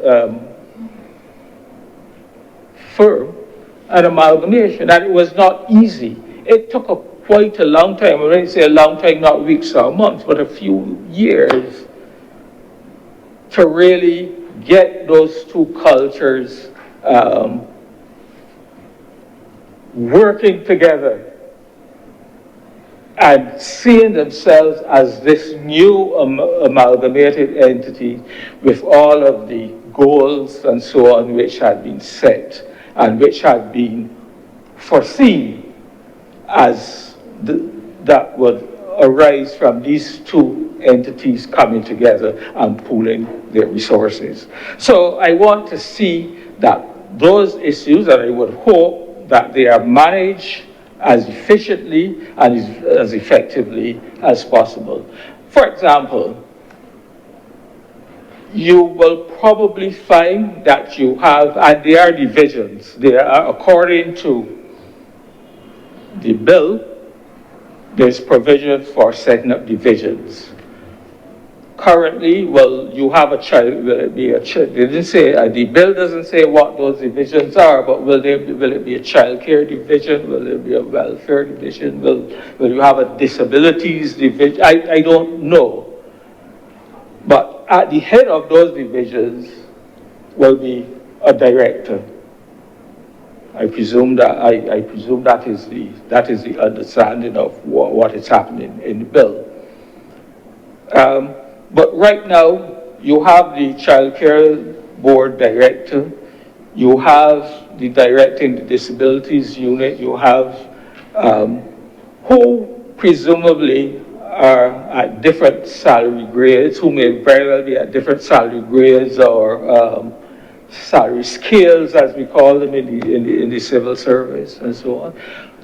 But when they become directors of these various divisions, how do you account for, or how you deal with the different levels in salary, in salary scales and so on? Because if you don't deal with those issues, you can it creates friction where people who would tend to be who are on the same horizontal level, because they're all now called directors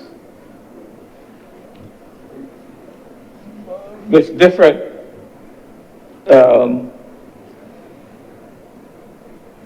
pay arrangements. How are these being resolved? I don't know. If I presume that the workers' representatives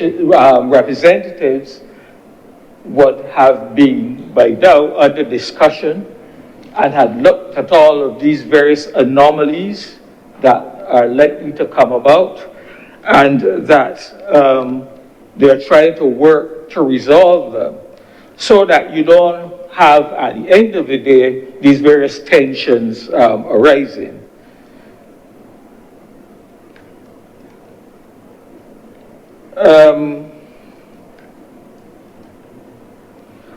I also hope that we will see cross-training for the various social workers within this new organization. I say this because I presume there will still be continuing with some offices in various communities. For example, I know right now there's a welfare department in St. Philip. I know there's a welfare department in St. George. But when we move to this one-stop shop now, will there be social workers with the skills and with the training who will be able to deal with childcare issues or disabilities issues? In other words, how are we going to be able, in that sub-office somewhere in St. Philip or wherever, are we going to be able to have all of the various areas of social work available, so that you can provide the services which we are hoping to do at this community level? And so over time, I would hope that there is training, cross-fertilization of the social workers who are now the experts in child care, that they will get some training as welfare and disability workers as well, so that overall, as this entity moves forward, you have workers who can deal or who can move around within the overall entity and provide the services that are necessary to deliver of good and outstanding social services.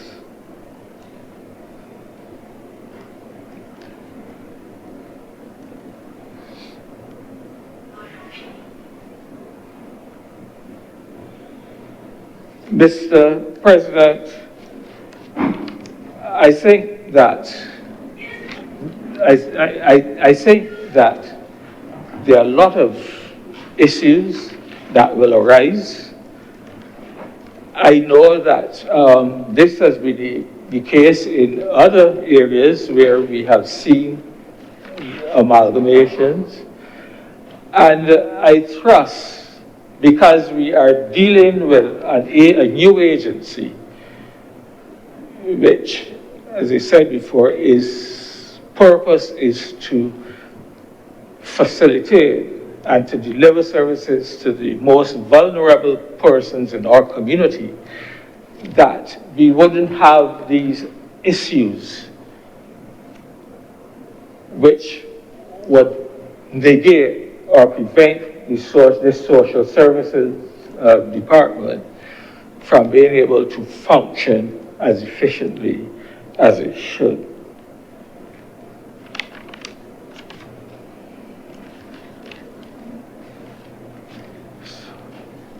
So again, looking at conditions of the various conditions of services in the in that currently exist in the different departments, and putting them together and making sure that we somehow try to work out, that we must be able to work out a level of satisfaction for all the staff who are going to be working with this agency.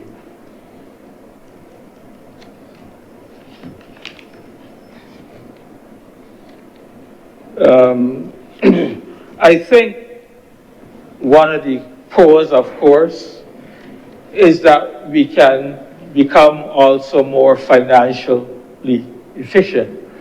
For example, one of the things that in social services that you have to do is lots of traveling. You have to travel all over the country and so on because you have to be out there and doing your own cases. And, you know, if you, again, if you're dealing with a case, and we have people who are trained in the various aspects of social services, you wouldn't necessarily need, for example, to be traveling as much to be able to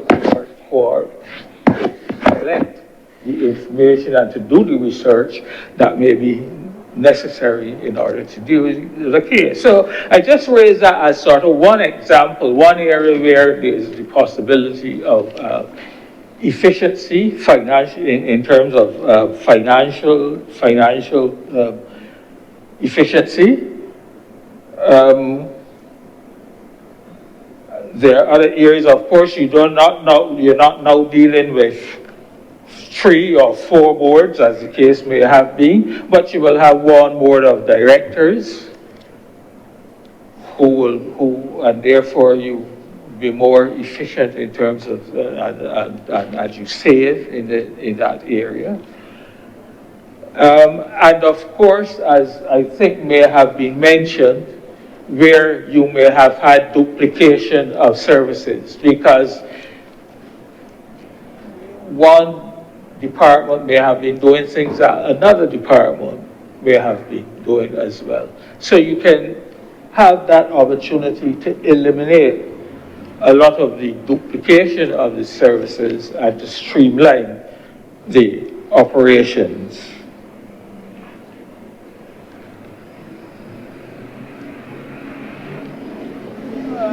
I think that it is a great opportunity for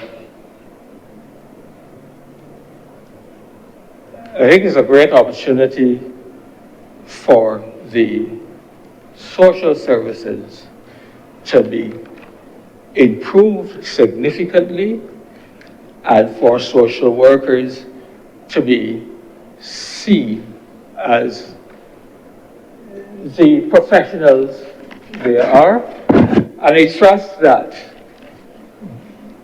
I know there will be issues, but I trust that as they go on, these issues will be resolved and that the unions will be able to work with the department to resolve those issues in a way that will benefit the overall delivery of an excellent social service.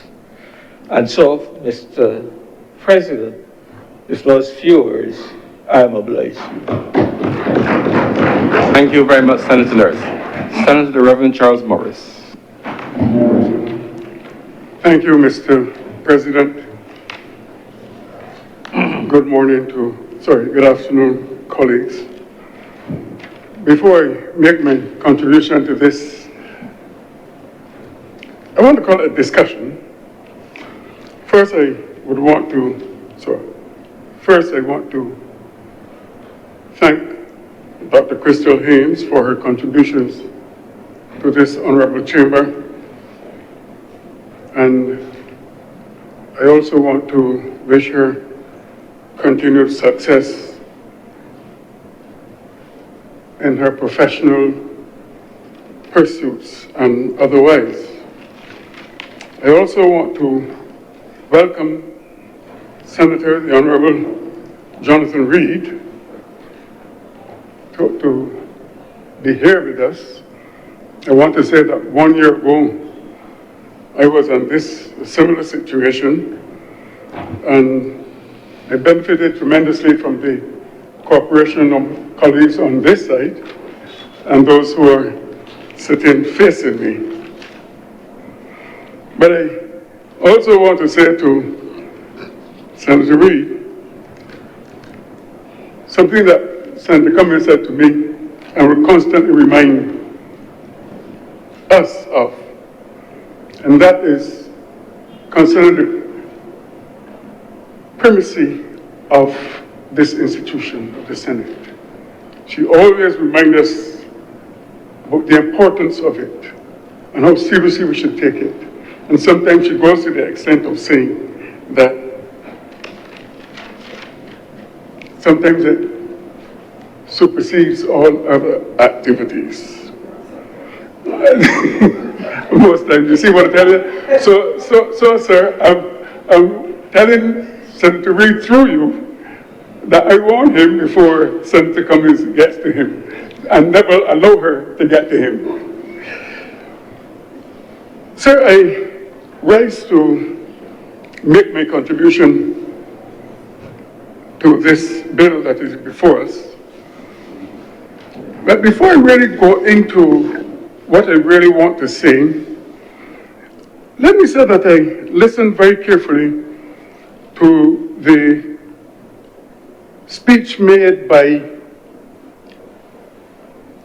the Honorable Senator Cummings. Certainly, I'm still having a little problem with my throat, so if you see me pause and drink and sometimes I'm not too clear, you will understand. But she said,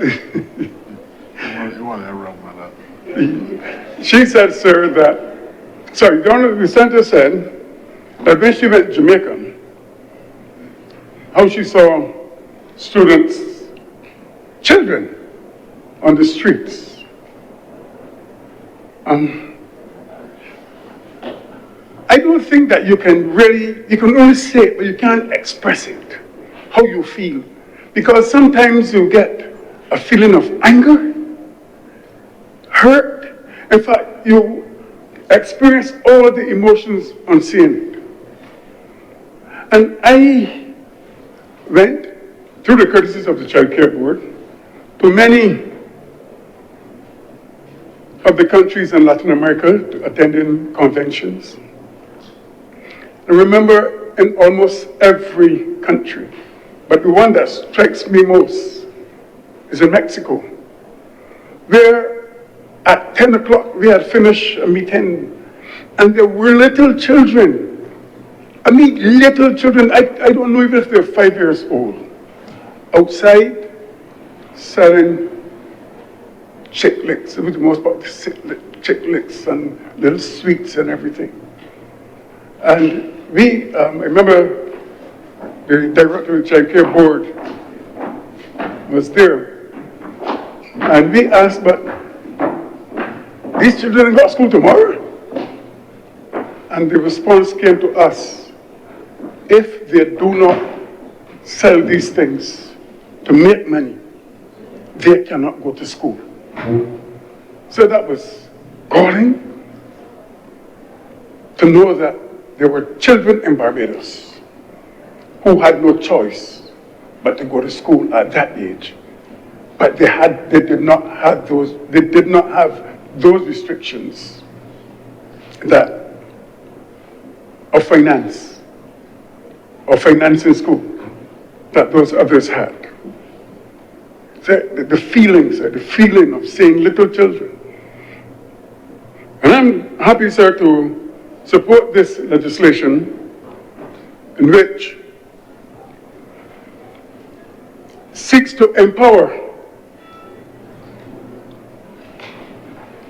the most vulnerable in this society. I want to speak, sir, from history, because I was asked to sit on the child care board in 1983 by the Honorable then Delight Bradshaw. And I was not yet 25, sir, but very, very young. In fact, I had just left college. To sit on a child care board, to hear all the different things about children in this country. And one of the first things that were discussed at that time was the issues relating to child care and the child care board. What does the name child care board mean? Does it refer to the board of directors? Does it refer to the entire institution with all the workers and everyone? And then, sir, at the meeting, Senator Gwen Reeder then called for an amalgamation of the social services in this country at that time. You see, there were some problems with some children. And when the child care officers wanted to deal with these problems, they were told that legally they could not deal with them, that it belonged to another department. They didn't have the authority to deal with it. That was 1983, 84, and we went on to discuss the whole issue of amalgamation. And then in 1986, things changed. Time stood still at 24 minutes to 3, or 27 minutes past 3, or 24 minutes past 3, depending on how you look at it. But I know that agencies like the Child Care Board began to suffer the blues and sing the blues. Sir, there was no talk anymore about the amalgamation of these services. None. As a matter of fact, I remember the then Senator Reeder making a point about it. And she was then referred to as that old woman confusing the place. Because then she was asking for an amalgamation of the social services in this country. In 1994, sir, I was then asked again to sit on the Child Care Board. And I accepted.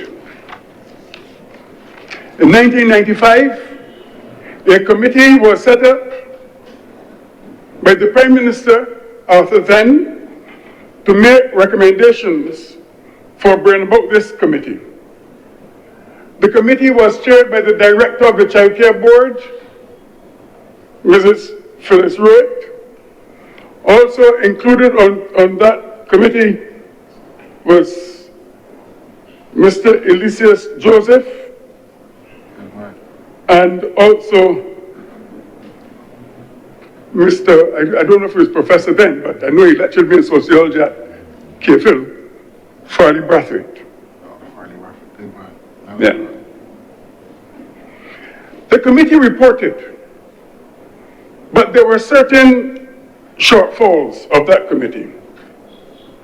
Because I heard, I can't remember if it was Santa World or Santa Nurse, but there were certain shortfalls.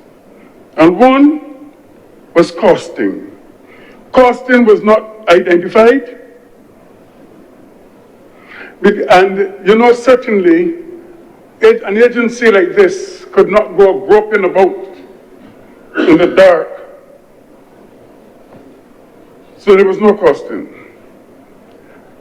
Senator Norris referred to it, that there's an issue with in fact, he's talking about it now, but then there was an issue was made for the heads of departments. That report did not make any provisions for the heads of department. There was no organizational chart. And sir, today we have before us for consideration and approval the Social Empowerment Agency Bill. And these bills to be amalgamated are the Welfare Department, the National Disabilities Unit, the Child Care Board, and the National Assistance Board. I believe, sir, that, and I believe it's in the minds and thoughts of the persons responsible, that data, that there should be good database so that it would be easier for referral. Because in those days, you had to run from one department to the other, and sometimes it takes you time. That takes up time. And in fact, it did take up time. And I believe that once this use of database and researchers, as we'll get back to a little, once that is used, that would be an excellent thing. The other thing that I would like to see, sir, in this new era is a quality control officer. Because once this is established, there should be a team which is enabled to visit the various services to ensure that the service is doing what it is supposed to do,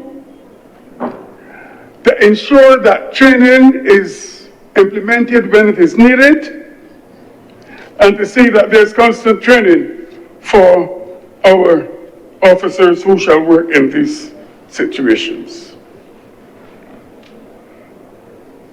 So I want to say a little about the NAB, which concerns the quality of care. They are doing a very good job. Very good job. But I believe that job descriptions should be implemented for individuals. Individuals should be clear on what they can do legally and what they ought to do. For example, how many hours they can spend with persons who are elderly, the senior citizens. Should be able to say, yes, the length of time, the things they can do. But I've known, sir, situations where they may have to say, and I want to be very frank on this, to say change Pampers for an old people, for our seniors. Can they have a bath for such, give such persons a bath? I mean, you're there, you don't know what is happening. And sometimes you do know what is happening. Do they have the authority to do these things? Can they check persons, check and monitor their blood pressure and their blood sugar? These are things, sir, that I believe that we can examine for this situation. But I want to say something that may sound controversial, and I'm accustomed to saying things that may sound a bit controversial as well. Many of our elderly are abandoned then for government to have the care of them. Many of these elderly have families. And you and I know that there are situations where a lot of these older people, or seniors, or elderly, whatever term we use, they receive their pension checks, and their pension checks go home, and those in the home make use of the pension checks. And I'm saying, sir, that if at this point that the government has to take care of these seniors, then I don't know how it's going to be done. I'm not a lawyer. I suppose that one of the legal minds in here can explain this, but I'm just throwing it out there. Then a mechanism should be put in place where the government, whoever is in charge of this, would be able to, or some account somewhere with these checks be opened for these people, so that that can ease the burden on the institution that has to take care of this. In other words, I'm saying, let the pension checks stop going to the home and go where it can benefit the person in that particular situation. I want to say, as I speak, especially on this issue, that how happy I am that that spanking new building close to what is normally referred to as the University of Waterford. Because I believe that at this age, in this age, that our elderly must be treated with all the respect and the dignity. And I'm sure that Senator Rogers may agree with me that sometimes when you go to the geriatric hospital, that sometimes you would, it touches you. It touches you, unless you don't go. But there's a kind of feeling. I don't know if I have these kind of feelings because I was influenced tremendously by a grandmother. But that is the way it is, that's the way I feel. But I'm happy that they are being placed in a hotel-like situation. I agree also, sir, with the issue on social workers. But I believe that what we need, and this is something that was promoted, one, by, I know for sure, Miss Phyllis Roy, by Miss Joan Crawford. It was promoted by Joey Harper. It was promoted by George Griffith, as well as Denny's nurse. All of them were begging for a social work organization. Social work that would, an organization that would set all the perimeters for social work in this country, for social workers in this country. Why? Because there are a lot of people who take up, in fact, this happened on Child Care Board, that there are persons who applied for social work positions with a degree in sociology. And sociology and social work are two different disciplines. So I would vouch for a professional social work organization. I want to answer by referring, not quoting, but referring to a document that was distributed to us some time ago in terms of the benefits of an amalgamated social service system. And one of them, that there would be improvement in both the coordination and the efficiency of the services rendered. There would be better communication. There would be reduced duplication of efforts. More effective resource allocation. That is one. You wouldn't have to go running here, there, and yon, and people would know exactly what which department is responsible for which area. You know what? When it comes to dealing with issues, there can be, is it an or a holistic approach in dealing with the persons, the agencies. Sometimes you may have a situation where you can immediately call the responsible persons from any other department and say, let us meet on this particular activity. Let us meet with this concern. It wasn't done so before, sir. You will have a better use of your resources. But what is even more, sir, is that the delivery of the service will be prompt, it will be efficient, it will be effective. And all of this, sir, augurs well for an efficient social service entity. Even now, in terms of disaster preparedness, one body will be dealing with this. What happens when disaster strikes? You don't have to go ahead and get one body, one social agency dealing with this.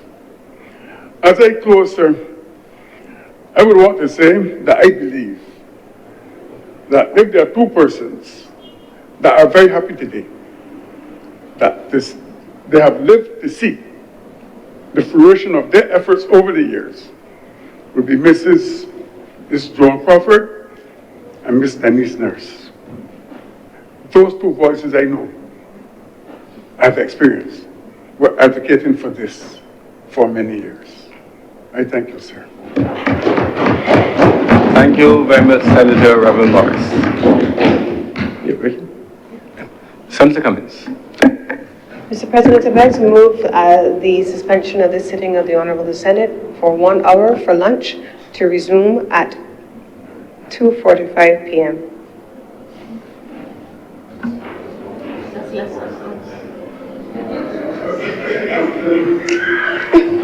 You're getting first, Lisa. The question is that the Honorable Senate be now adjourn until 2:50 p.m. today. For those honorable senators in favor, please say aye. Those against, please say no. We think the ayes have it. The Senate is adjourned until 2:50 p.m. today.